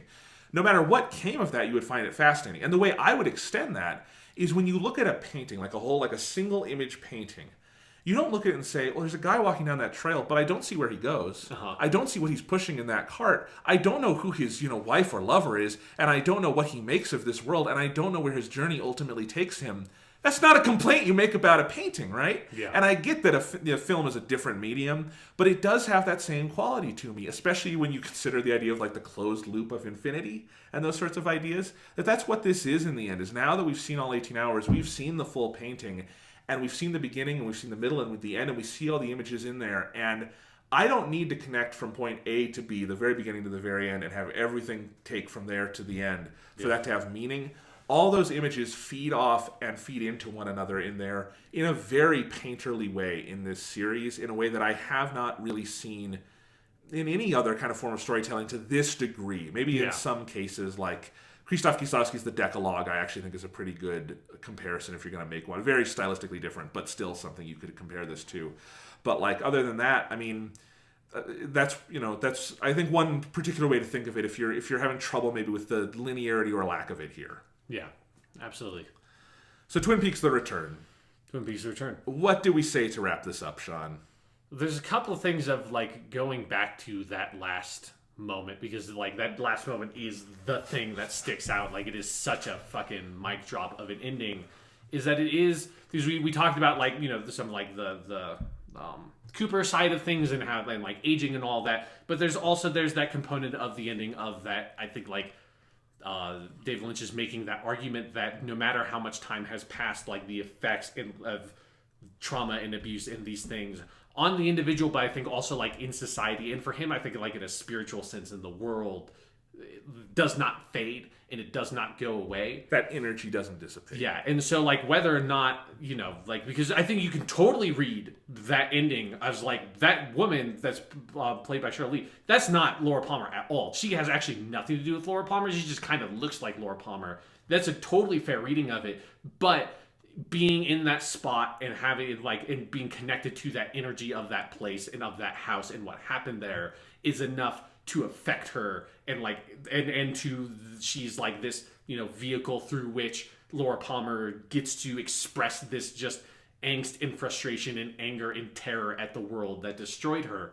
And so that to me, it's such a powerful, intense ending that also brings me back to episode 8, which is such the key to so much of what this season of television has been. We want to avoid saying linchpin.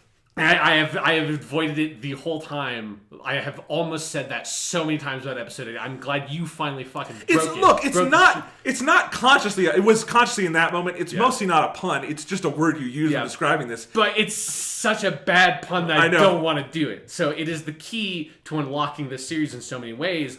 And it, that episode is about the nuclear bomb, and it is about that trauma on that both of the, it's a real trauma on Japan, obviously, because we dropped 2 bombs on them. It's a trauma on the world itself. We can never put that back in the bottle. You can never put that back in the bottle, and what those bombs represent and what they did was world changing. But it also makes me think about one of the more mysterious elements of Twin Peaks: The Return that we haven't fully talked about is the presence of Naito, who is revealed to be Diane. And I'm not as interested in that specific transformation as I am in that character herself. Now that we know what it is that she becomes and why she's important in that kind of more literal plot sense, I think there's also the presence of that character is that she's played by a Japanese woman. And the name Naito is that I don't know if it's supposed to specifically mean something in Japanese. The closest is it can be used to mean way of the self in some ways, of this Buddhist kind of word. It's not 100% exact, but if you're trying to translate that into Japanese, that's what I would do. But it does follow Japanese syllables. It's it's very clearly a Japanese name and Japanese expression, and it's a horrifically deformed Japanese woman, and that's I think you cannot ignore that. Like, now that we know, like, that the mystery is gone and you can just, like, address that character for what that character is in the show, like, that's what that character is a horrifically disfigured Japanese person. And like, when you connect that with the atomic bomb and the effects that atomic bomb has, not just on, like, when it drops and what it does, like you know, completely destroys the people that it drops on, it has an effect that lingers and destroys the people and, like, all forms of life in that area and areas near that area where the fallout drifts because of wind, and that destroys lives for decades and decades after. And that, like, the effect of that nuclear radiation remains for decades and like for realistically hundreds if not thousands of years, depending on what is used in the half-life of, you know, the uranium. So, like, that to me is, like, the perfect metaphor in many ways for what the argument of Twin Peaks: The Return is. And it does go all the way back to that. For, like, Lynch, I think that, like, original sin of modern America, which is making that nuclear bomb that we live in fear of every day and will until we're all gone. Exactly. I mean, North Korea just tested a hydrogen bomb. Exactly. This doesn't go away. Yeah. Yeah. I think it's a great point to end the critical discussion on. I'm sure we will talk about Twin Peaks: The Return in the future. Do you want to offer some final wrap-up thoughts to end the episode? It was just, such a remarkable piece of work of just storytelling and filmmaking in general. It is a big M masterpiece. Oh, absolutely, yeah. It is. I said this, and it just feels right to say it. This is the greatest season of TV I've ever witnessed. Mm-hmm, yeah. Like, without a doubt. Like, and that's not putting down anything else. That's not even me. Like, I've seen some people thinking that the Twin Peaks fans are, like, snobs about this. No, TV is amazing right now. There's so much good TV out there.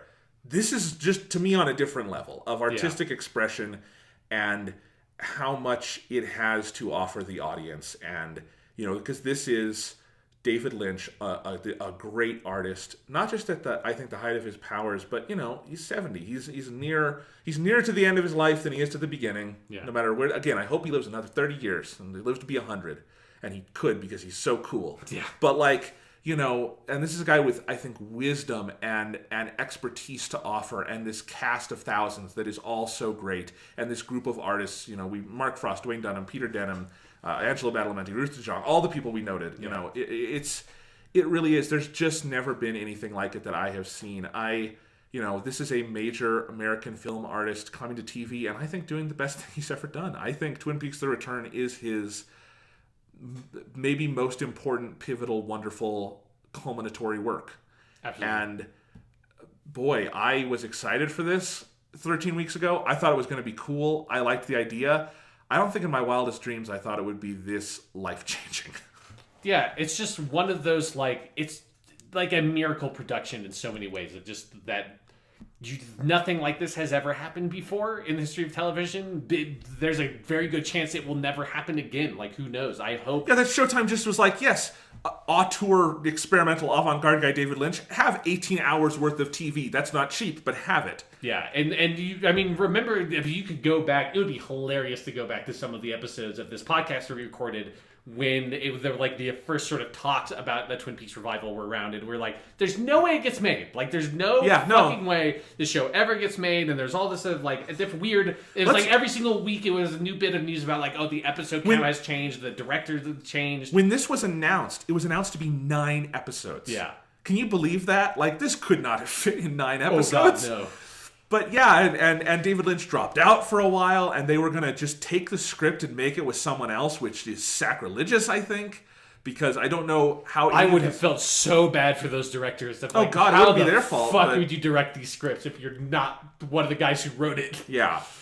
No, I'm so glad we got it, though. I'm so glad we got here, and I am, above all else, glad we got to talk about every second of it on the podcast. Yeah, it has been a real joy. It's been I think, like, a creative, it's kind of like taxing endeavor in some ways, because it is such a challenging show, and it really asks you to bring your A game every single episode. Yeah, let me just say really quickly, what was the final count on my notes? It will take a second for and this is, again, the important details of the first couple of episodes you did not have notes for. No, I only have notes for episode 5 to 18. So 1 through 4 I did not have notes on, but this reached, at the end, it reached... 65 pages and 34,000 words. Yeah. Is my notes on Twin Peaks: The Return, parts 5 through 18. It's a lot of... It is a demanding creative work that asks a lot of its audience, which is rare in any medium at some point. That it's been such a joy to be able to tackle it. There is a part of me that is like deeply relieved that like I'm released from it for some time, because it's like it has so dominated my like critical faculties for like basically 2 to 3 months now. I need part of my life back again. I need to be able to relax again, Jonathan. I agree, and I'll admit I'm very excited to watch this again on Blu-ray when that comes out. But I'm also excited to watch it on Blu-ray without having to take notes or discuss it and just kind of bathe in it. Yeah. Because that's going to be a different experience for me. Really quickly, great finale takes. So much good writing on the finale. Sonia Soraya at Variety. I loved that piece. I retweeted that. Emily Stevens at the AV Club, who did great work all season. I think her finale piece was beautiful. Yeah. Matt Zoller Sites at Vulture. We quoted that one already. And someone I had not seen before, but I saw this online and I thought it was good. Sean Collins at Rolling Stone. I tweeted that one out too, and I thought that was a good take as well. And I'm sure there are more. Those are just the 4 that struck me the hardest. Film Crit Hulk started doing recaps for, I forget which site he was on, because there was someone else that did recaps for about the first half of the season, and then he had to come on because they had to leave for a bit. His stuff has been really good too. Okay. And if you want to read mine, that is up at jonathanlack.com. Yeah. We will be back next week with lots of thoughts on Destiny 2. All Destiny 2 all the time. We're going to have another Doctor Who episode. We've got Let's Plays up the ass. So, lots of stuff coming. Yeah. But for now, let's just celebrate the end of a great American work of art. What year is it?